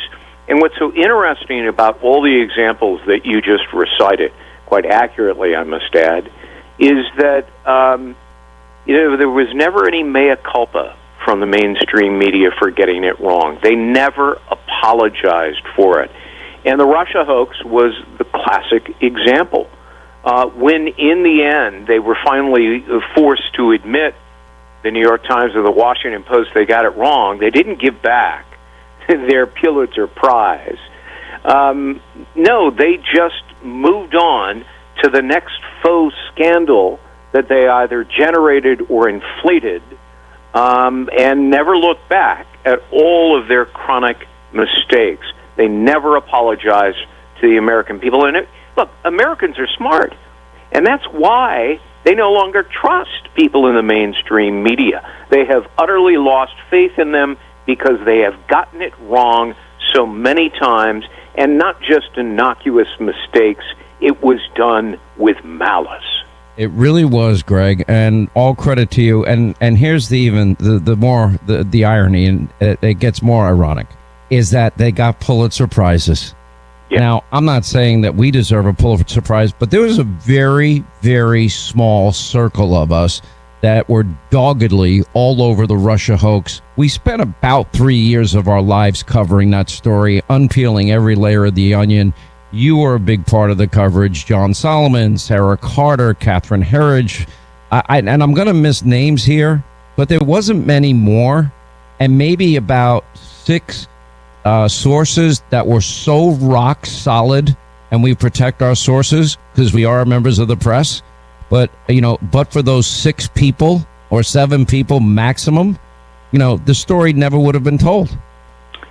Yeah, I mean, look, I had good sources, you had good sources, but a lot of it was in the public sphere. And journalists, mainstream journalists, became incredibly lazy. They were happy to jump on the I hate Trump bandwagon. He's a Russian stooge who colluded in the bowels of the Kremlin with Vladimir Putin. I looked at a lot of this as a lawyer, and I began with the FBI regulations. I said, wait a minute. Comey's violating the regulations. He has no credible evidence. None. Zero. And yet... But you even took it further than that, because after he knew definitively in December of 2016 that they knew by then that it was debunked, Christopher Steele was fired. And in spite of that, they still continued to use that dirty Russian disinformation dossier that Hillary paid for as the bulk of information before the FISA court. Now, the law, you pointed out to me at the time, required that if you make a mistake, you go back to the court immediately and tell them. Yeah, and I poured through all of those applications to the FISA court. James Comey's on name and signatures on 3 of the 4, and McCabe on another one, including Rod Rosenstein, by the way, and that's a whole other story. But look, what he was doing was telling the court that this is based on the dossier. The dossier is credible and Christopher Steele is reliable, without telling the court that Steele was not reliable, in fact, so unreliable and such a liar that the FBI fired Steele as a confidential human source for lying. But they didn't disclose that to the court. Now, what is that? That's lying to the court. And if I ever did that in front of a judge, I better bring my toothbrush, because I'm going to be held in criminal contempt. And yet, you don't have to worry, because I'd come with a cake and a file. You'd be good. Thanks, pal. I appreciate it. But look, the point here is that these people were getting away with it. James Comey and his whole crooked gang at the FBI. And they're still getting away with it because they were never held accountable. It apparently is not enough for you and I and John Solomon and others and Catherine Herridge to disclose the truth backed up by documentary proof. That's apparently not enough. And, this Nellie Orr, they buried that classified document for the better part of a decade until, Kash Patel came in, started going through the vaults where all this stuff is hidden away so that nobody would ever see it. And he began to go through it and reveal it to the American public. They deserve the truth. And, God bless Kash Patel for doing that. It takes a lot of courage. All right, quick break. We'll come right back, and we'll continue more. Craig Jarrett on the other side. We'll hit the phones as well, 800-941-SEAN, if you want to be a part of the program. All right, we have the 4th of July coming. Don't you want to fly the American flag with pride? Don't you feel when you're in your more quiet and introspective moments, aren't you glad and grateful and humbled that you live in the greatest country God gave man? I remember writing a friend of mine, I was in Saudi Arabia. I was in Riyadh. I said, man, I miss the free state of Florida. It was hot and it was an arid desert. But we live in the greatest country on earth. Independence Day's coming, the birth of our nation. And you don't want to celebrate it without a flag or a cheap flag made in China. No, you want to celebrate Independence Day, the blessing of liberty, with an American flag made right here in America. And I'm talking about Allegiance Flag Supply. They make the highest quality American flag, period, hand sewn in Charleston, South Carolina. I mean, top quality, all American made, 100%. And I'm telling you, the most patriotic thing you can do is support hardworking Americans and proudly display that Allegiance flag and fly it with pride and appreciation and humility and gratefulness. Just go to showallegiance.com, use the promo code Hannity, you'll get free shipping. That's showallegiance.com, promo code Hannity, free shipping, and have your flag in time for the 4th of July. That's Allegiance flags, American flags for great Americans made the American way. A daily heat-seeking missile of information that you won't get anywhere else. Hannity's on now.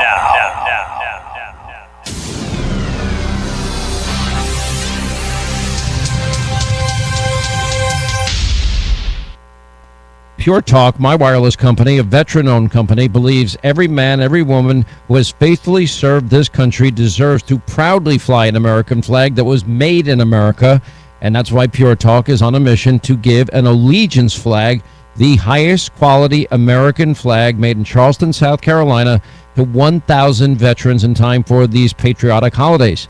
Just switch your cell phone service to Pure Talk. Do it this month, and a portion of every sale will go to provide these high-quality flags, hand-sewn to the deserving vets.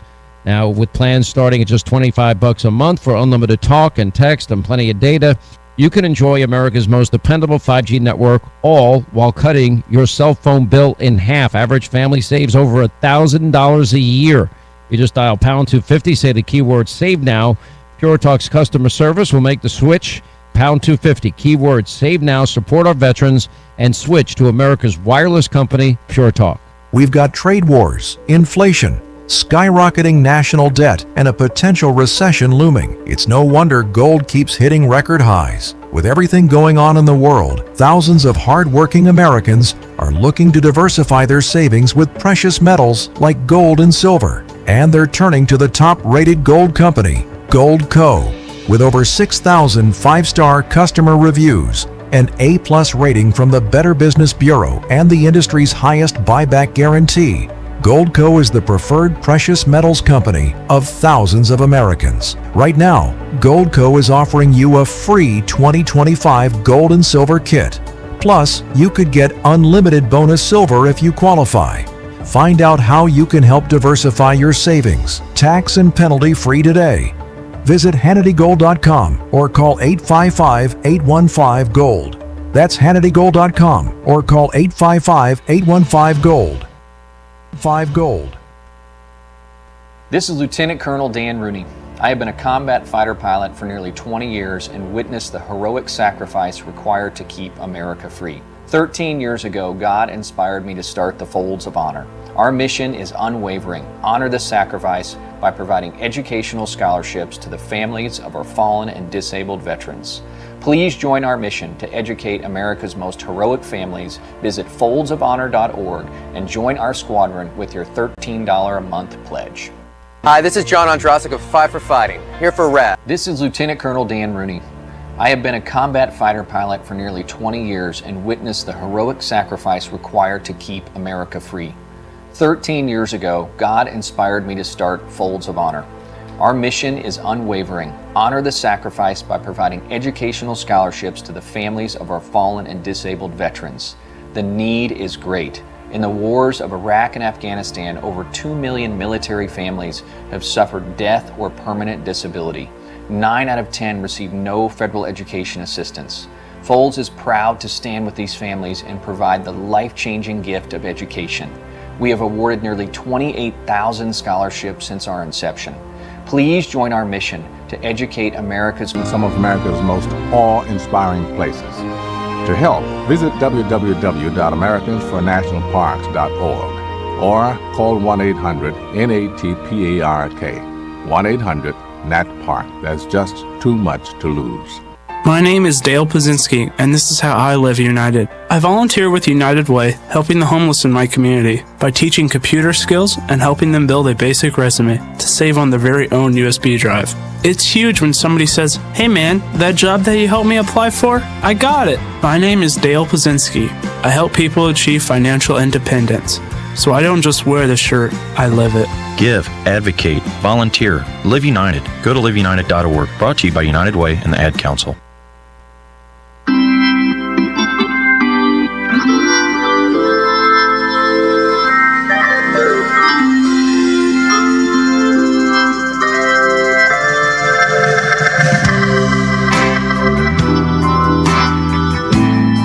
All right, we continue now with #1 New York Times bestselling author, Fox News legal analyst Greg Jarrett is with us. You know how I know that I'm right? And we were right on this program. We started chronicling Joe's cognitive decline in 2019. And I've proven that on radio, and we're going to go deep in the paint tonight on Hannity on TV on this, because I think it's the biggest White House and presidential scandal in history, what they did. And I'm sorry, but I'm going to be dogged on this. Because and please watch tonight's show. It's going to be definitive. is the media ignores me when I'm right. They ignored my reporting on his cognitive decline, except to criticize me occasionally and take cheap shots, a hit and run. But it's the same with the Russia hoax. They never followed our lead. They were watching every single night. They knew the truth, and they didn't care. Last word. Well, you were talking about it in 2019. I went back and I pulled a August 2020 podcast. I warned that if Joe Biden was elected, he would be a marionette president manipulated by White House puppeteers. That literally was the title of my podcast. Of course, that's exactly what happened. Puppeteers were pulling the strings, his White House aides, his wife, and, once again, I was simply paying attention as you were paying attention. We could see it with our own eyes. The mainstream media wanted people to deny what their eyes and ears. They were calling it in late 24 cheap fake videos. They were mocking us, and we were playing very real videos. I have to run, but I will tell you, it makes me proud to be associated with people like you and John and Sarah and everybody that was part of our ensemble cast. We all dug down as deep as we could, and our staffs also worked so hard on those issues. And we like being right. And if we're wrong, we'll admit it. But that's something they won't do. Well, Greg Jarrett, appreciate you being with us, my friend. And so thank you to you as well. Have a great weekend. 800-941-SEAN if you want to be a part of the program.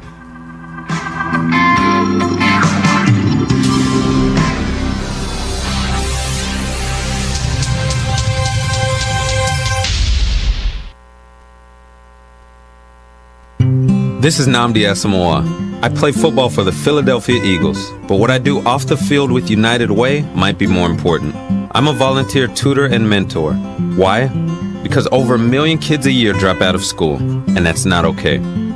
It takes 12 years to create a graduate, but it takes about the same time to create a dropout. And the difference between a child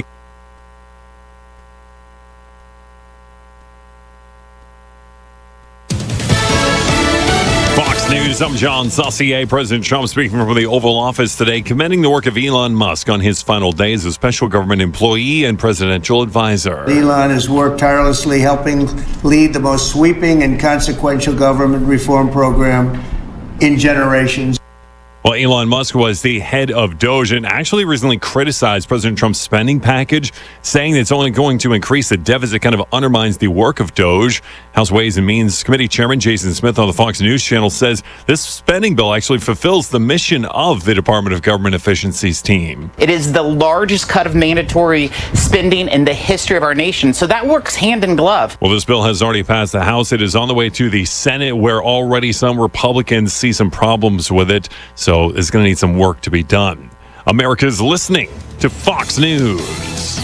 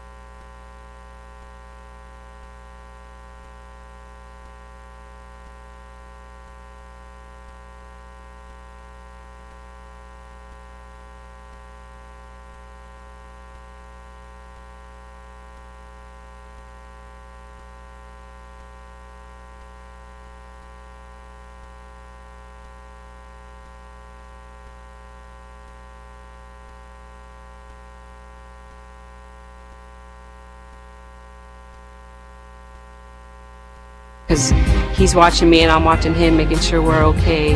And if we're lucky, we get to see. If not, everything is by feel. You always have a buddy with you. You're never doing anything by yourself. You're never alone.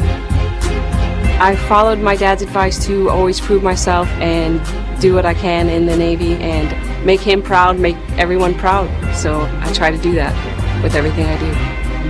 Being a woman, it's sometimes more challenging because we have to wear the same amount of gear that a man does, and we have to do the same amount of pull-ups that a man does for the physical training and the test.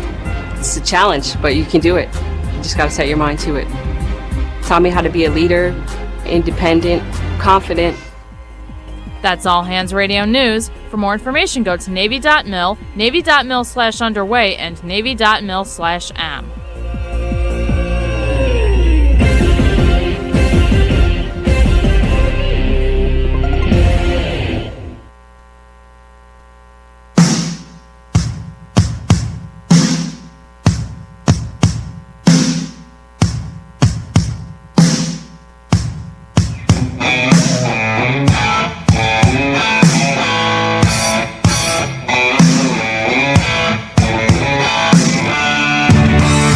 Continuing the mission of saving America as we return to the Sean Hannity Show. All right, 25 now till the top of the hour. Toll free. Our number is 800-941-SEAN. If you want to be a part of the program, look, Israel is in a fight for their very survival, and they're fighting a 7-front war. It has been devastating in terms of a humanitarian crisis that has been created there. I'm proudly going to meet with the IFCJ, the International Fellowship of Christians and Jews, next week, and I'm looking forward to seeing them. They are doing incredible work. They're doing God's work, and they are providing for the tens and tens of thousands of Israelis that need humanitarian assistance, that have been displaced. They need food, they need water, they need shelter, they need medicine, they need clothing, they need everything. And they're there helping everybody in need, and they're also providing safety equipment like flak jackets and bomb shelters, and whatever you can do to help them and donate to them is necessary. It is needed. You're providing aid to people as they battle for their very survival against radical Islamic terrorists, and they are fighting a war, again, for their very survival. Anyway, please help them out. Donate generously. Here's the toll-free number. It's 888-488-IFCJ, 888-488-IFCJ. On the web, it's ifcj.org. That's ifcj.org today. Well, we've been talking a lot about the Democrats and how they're sinking. There's a great article in Salon. How long will Democrats sink before the DNC acts? I don't think they're going to be able to act. There's no way. Well, first of all, there aren't many moderates to begin with. That's number one. Number two, they continue to remain woke. You heard AOC talking about, let's abolish ICE. You know, they keep on this narrative that they want to defend the right of men and champion the rights of men to play women's sports. They continue to champion the rights of illegals, even gang members and cartel members, over the safety of Americans. They continue to think that if you try to rein in insane government spending and rob from our kids and grandkids, that you're a horrible person. I think the most amusing part of all of it to me, though, is the fact that they have no clue what has happened to them. They have no clue and no understanding of why the American people are rejecting them in droves. They don't understand that most Americans don't want taxpayer-funded sex change operations for illegal immigrants and for convicted felons, the way Kamala Harris did. They don't want to pay for college tuition for illegal immigrants. They want people to follow the law. They want people vetted before they enter our country. I think what made me laugh the most this week is this insanity of the left when it was announced that they're spending $20 million taxpayer dollars, $20 million, to figure out how can we talk to men, especially younger men. Hey, bro, how are you? What's up, dude? You want to get a brewski? I mean, what the hell is that? Anyway, here to sort this one out. It really is a job for one man and one man only. Our good friend Rick Burgess is back. He's now the author of the book Men Don't Run in the Rain. He's the host of the hit Rick Burgess Show. For many years, it was the Rick and Bubba show, and I know Bubba is sadly retired. I know he's doing great things. We miss him, and I know you guys are still great friends, which I'm glad to hear. And I can't make fun of his tennis game anymore. I had so much fun doing that. Well, yeah, I mean, that you never saw Bubba and thought to yourself, now there's a tennis player. No, you never saw Bubba and said, yeah, there's a great tennis player. But he was a great guy, and you guys had an incredible run together, and I'm glad you're continuing in broadcasting, and I'm wishing him all the best. He's been a great friend of the show, as you have been. By the way, so the name of your book is Men Don't Run in the Rain, His Son's Reflections on Life, Faith, and on an Iconic Father. And I want to talk a little bit about it, but first, I mean, $20 million Democrats spending to learn how to talk to men. Hey, Rick, how are you? What's up, bro? How you doing? What's going on? Want to catch a brewski together? I mean, what the hell is that? I can't imagine my dad, because this book represents a dying generation. Now, don't forget, the left are the very people that, on one hand, told us that men and women are not beautifully distinct. They're interchangeable. That women can be men can be women, but all of a sudden they decided that they're going to lead the way on how to talk to men after telling us there's no such thing as men and women. That only the left could have that kind of logic. Yeah, it's all true, but I mean, if you have to study that question, that means you don't have any authenticity. I learned very early in my career that the only way I was going to be successful is to just be myself. When I first started in talk radio, I had listened to guys like Bob Grant. Hey, get off my phone, you creep, you scumbag, and all this stuff. So when I started in radio, I tried to be like that. And I realized, that's not really who I am. And I just evolved into myself more and more. And you can't fake it for 3 hours a day. Your authentic self is coming out, period, end of sentence, if you're going to have any level of success. But what I love about you is, you guys cut up, you have a good time, you laugh, you tell jokes. But then you also have a serious side. You're very open about your Christian faith. In your book, A Son's Reflections on Life, Faith, and an Iconic Father, few things shape a life more profoundly than the lessons of a father. Well, that's going to make the left in this country bubble and fizz like Alka-Seltzer, because, it's too masculine in its title. Yeah, you're exactly right. And that title, Men Don't Run in the Rain, it came from, I remember growing up, and you remember these men, Sean. I mean, you saw them, and they were men. They didn't apologize for being men. And now what at one time we called basic masculinity, the left has tried to label toxic masculinity. Now, there is a toxic masculinity, and there are men who are a detriment to society, but just because a person is masculine, it does not make it toxic.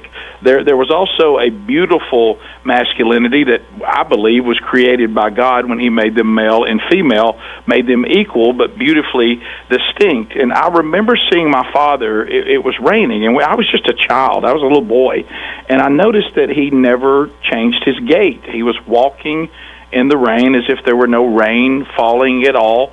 And he came over, and even my friend, he said, "Did you notice your dad doesn't run in the rain?" And I'm like, "No, I've never seen him run in the rain." So when I became a teenager, and he was the athletic director and football coach at the local high school, I was in the junior high program. So, Mom said, "Ride home with your dad when he's done." So we were about to go out to his truck, 3 on the column, like real men drove, and so it started raining. We're from Alabama. Just about every summer afternoon you're going to get some sort of rain because the humidity. And I went to run to his truck, and he took his massive forearm, Sean, and he just stopped me, and he said, "Men don't run in the rain." We walked to the truck. I mean, I kind of love that. That's a pretty cool story about your dad, and it's very old school. Yeah, you're right. It would be called toxic masculinity. I said I was having this conversation with a friend of mine. I mean, what does it mean to be the head of your household or the man in the home? Well, in my view, and I don't care if people want to call me Bam Bam or Fred Flintstone, if there's an intruder in my house and my family is there, I'm going to be the one that goes out and takes care of the threat. That's my job. I view it as my job. And even though, quote, I view myself as, quote, the head of the household, you're the man of the household, but you're a gentleman. It's like I still believe in the old-fashioned way of opening doors for women in a car. I believe men should pay for a date. You know, this idea of if you pay half, I pay half. I don't get that. I wasn't raised that way. I was taught that you don't say certain words to a woman ever, except Linda, because she uses them more than me. Well, let's face it, Linda's a different case. But when you're our household, you said that correctly. My dad was clearly the authoritative figure in the home, but it was a servant leadership. He was our protector. I remember, the day he passed away, my mother was there, and my wife was there, and my mother and my wife both said the same thing. When he passed, there was a moment where my wife looked at me and she said, he was our protector. He was the patriarch of the family, the very thing the left is trying to remove from society. And there was a moment there when I realized it would now shift to me. It would shift to my brother. And we realized there was a passing of the torch. But there was a certain comfort he brought, because we knew what you said, Sean. He would make sure that nothing could ever harm us. But at the same time, he opened the door for my mother. He told us never disrespect our mother. I better never hear you say a harsh word to your mother. And he served our house as well as led our house, and he had a humility that was something that's been lost. And I'm trying to use this book to say these kind of men are leaving our society, so we can use this platform where I can share this incredible man, this true original, with a generation that aren't being taught this. All right, quick break. We'll come back more with Rick Burgess, radio host, author of the brand new book, Men Don't Run in the Rain, a son's reflections of life, faith, and an iconic father. Amazon.com, Hannity.com. Also, your calls, Andy Ogles, on this radical left Nashville mayor, as we continue.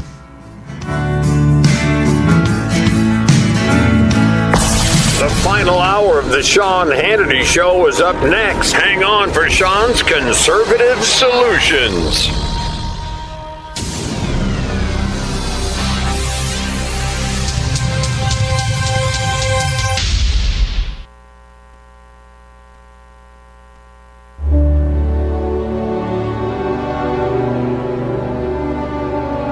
They've stormed beaches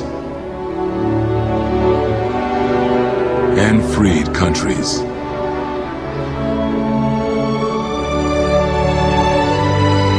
Protected the weak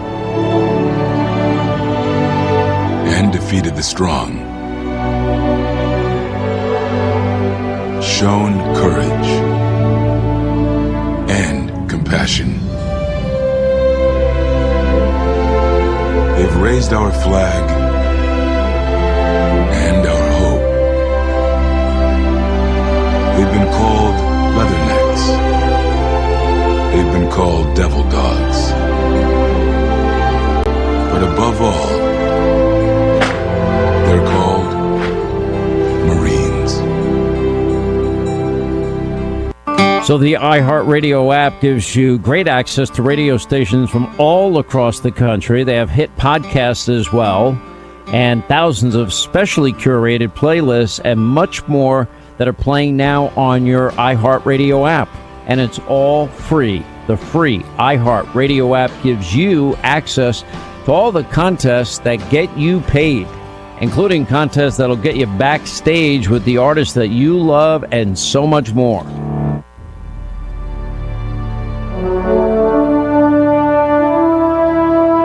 Hello, my name is Ken Falk. I spent 21 years in the U.S. Navy as a bomb disposal specialist.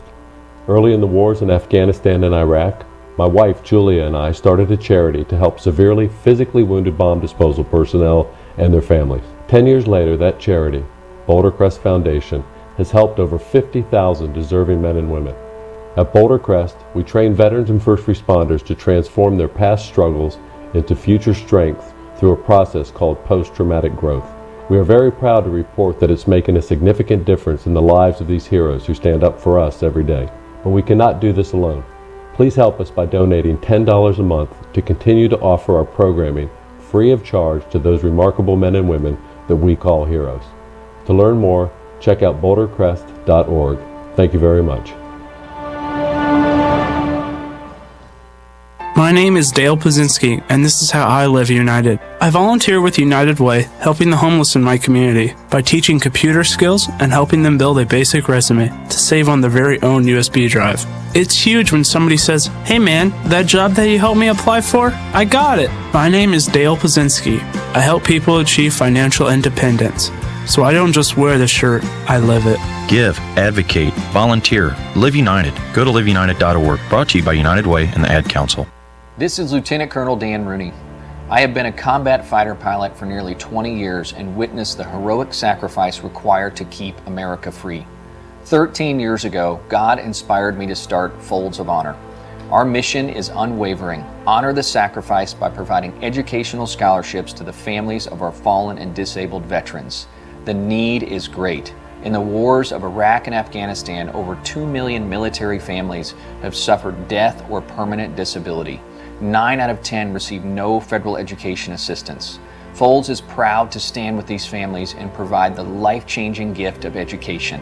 We have awarded nearly 28,000 scholarships since our inception. Please join our mission to educate America's most heroic families. Visit foldsofhonor.org and join our squadron with your $13 per month pledge. Freedom is not free. This is your call to duty.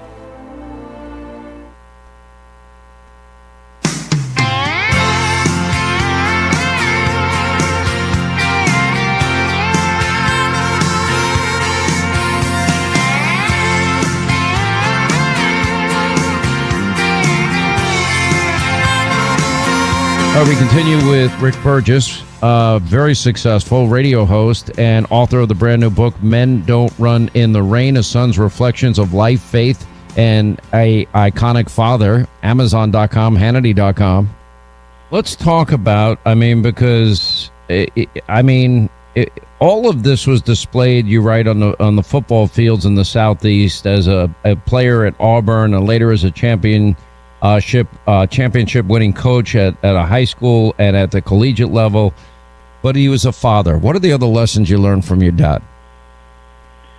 Well, my dad tried to eradicate stupidity, I think, from the planet. He loathed it. He phrases that I would never forget. My brother and I one time set the woods on fire. The story's in the book. And what we did was so stupid. And he looked at us and he said, "Boys, if I had ordered a truckload of stupid people and all I got were you two, I would have got my money's worth." I love that. That is awesome. What a great lesson. What was your, now my dad used to, pull off the belt and give me a good licking. And I can look back in retrospect. I know I never did it with my kids. I didn't have to. I just took their stuff and that was enough. But I can tell you that I deserved it every single time, and it didn't traumatize me. No, because my dad loved me enough to discipline us. Our only version of timeout was asking for one when he got the belt out after Exactly. Right. Hey, Dad, how about a timeout? How about he was completely under control. He never lost control. He never abused us. He corrected us. And he corrected us because he loved us. And he also taught us he could not stand for a man to make excuses. He said, if you make a mistake, own it. What a strange concept nowadays. If you make a mistake, don't make an excuse. Just own it, correct it, and do it right the next time. But don't shuck your responsibility. Don't shirk that. Don't say that, hey, I slipped. I remember one time, playing for him, a guy, breaks containment on the outside, and he said, "I'm sorry, Coach, I slipped." You know what he said? "Just tell me you didn't get the job done. How about this? You can't slip." Don't make an excuse. Just say you didn't get the job done, and then get back up on the next play and do it right. Now everybody's got an excuse for everything. No one owns anything anymore. I will tell you the words, "I was wrong, I'm sorry." They're not used often enough. They really aren't, and they're very powerful words. And those are things that I learned from my parents. My parents were very devout. They grew up really, really poor, and they understood why working was so critical to life and developing a strong work ethic. I was 12 years old. I get home 2, 3 in the morning, and nobody was waiting up. Nobody cared. They didn't know that I had 2 St. Pauli girls at the bar before I left at 12, and I'd fly home on my bicycle. That part I didn't tell them. A work ethic, if you could pass that along to your kids. You know what we do, Sean? I'll tell you the mistake we make, and I hope this book helps. We work so hard to give our children the things we didn't have when we really need to concentrate. If you were raised the way you and I were raised, don't forget to give them the things that you did have. Discipline, a work ethic, learn to look a man in the eye, learn to shake hands, learn to do a good interview, learn the difference between confidence and arrogance. We talk about that in the book. Learn to be tough and push through adversity. My dad had a question that he would always ask when, you were hurt. He would say, "Can you go?" And, at one time, I didn't really fully understand that. It wasn't about football. I can't tell you the things that I faced in my life, including, as you know, Sean, you actually helped walk through that with me.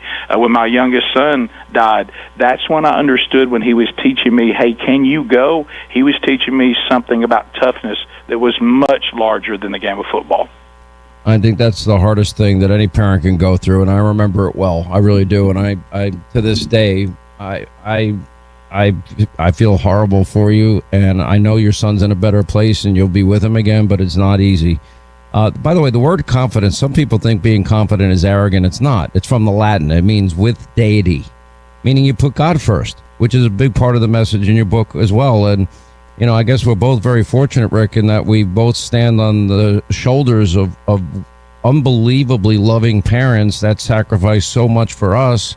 And I hope people will get a lot out of your book. We're going to put it on Hannity.com. It's on Amazon.com. It's now in bookstores around the country. And it is Men Don't Run in the Rain, a son's reflections of life and faith and an iconic father. And look, few things shape life more profoundly than the lessons of a great dad, and we both were blessed with one. Rick Burgess, thank you, my friend. God bless you. Appreciate you more than you know. Thanks again. All right, 800-941-SEAN is our number if you want to be a part of the program. Hey, after joining the U.S. Army, Thomas Kennedy served 2 tours of duty in Iraq, 1 in Afghanistan, but he was deployed. While he was deployed in eastern Afghanistan, the soldier's life was tragically cut short. He was killed by a Taliban suicide bomber. Now, he left behind his wife, their 2 beautiful twins, and they were just weeks shy of their 2nd birthday when they lost their dad. And Tunnel to Towers provided this family with a mortgage-free home, and only because of your kindness, your generosity, your caring, you were able to help the Tunnel to Towers step in and offer a ray of hope in a very dark time. Now, families like the Kennedys, they have sacrificed so much for all of us and our country and our nation. If you can join us here at Team Hannity, help the Tunnel to Towers Foundation. If you can commit to $11 a month, that would be awesome. If everyone listening to my voice right now did this great work would never stop. And there's so many people that are deserving of our help. The letter T, the number 2, the letter T.org is their website. The letter T, the number 2, the letter T.org for the Tunnel to Towers Foundation.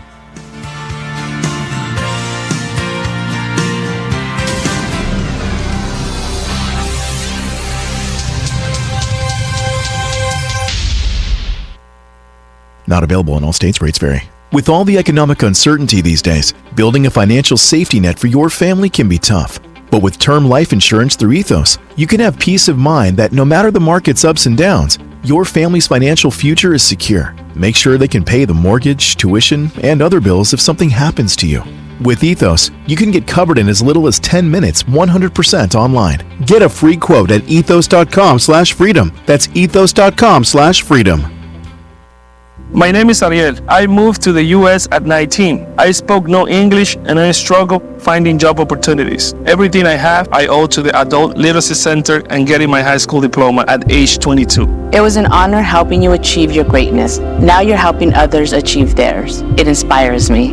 When you graduate, they graduate. Find free and supportive adult education centers near you at finishyourdiploma.org. Brought to you by Dollar General Literacy Foundation and the Ad Council.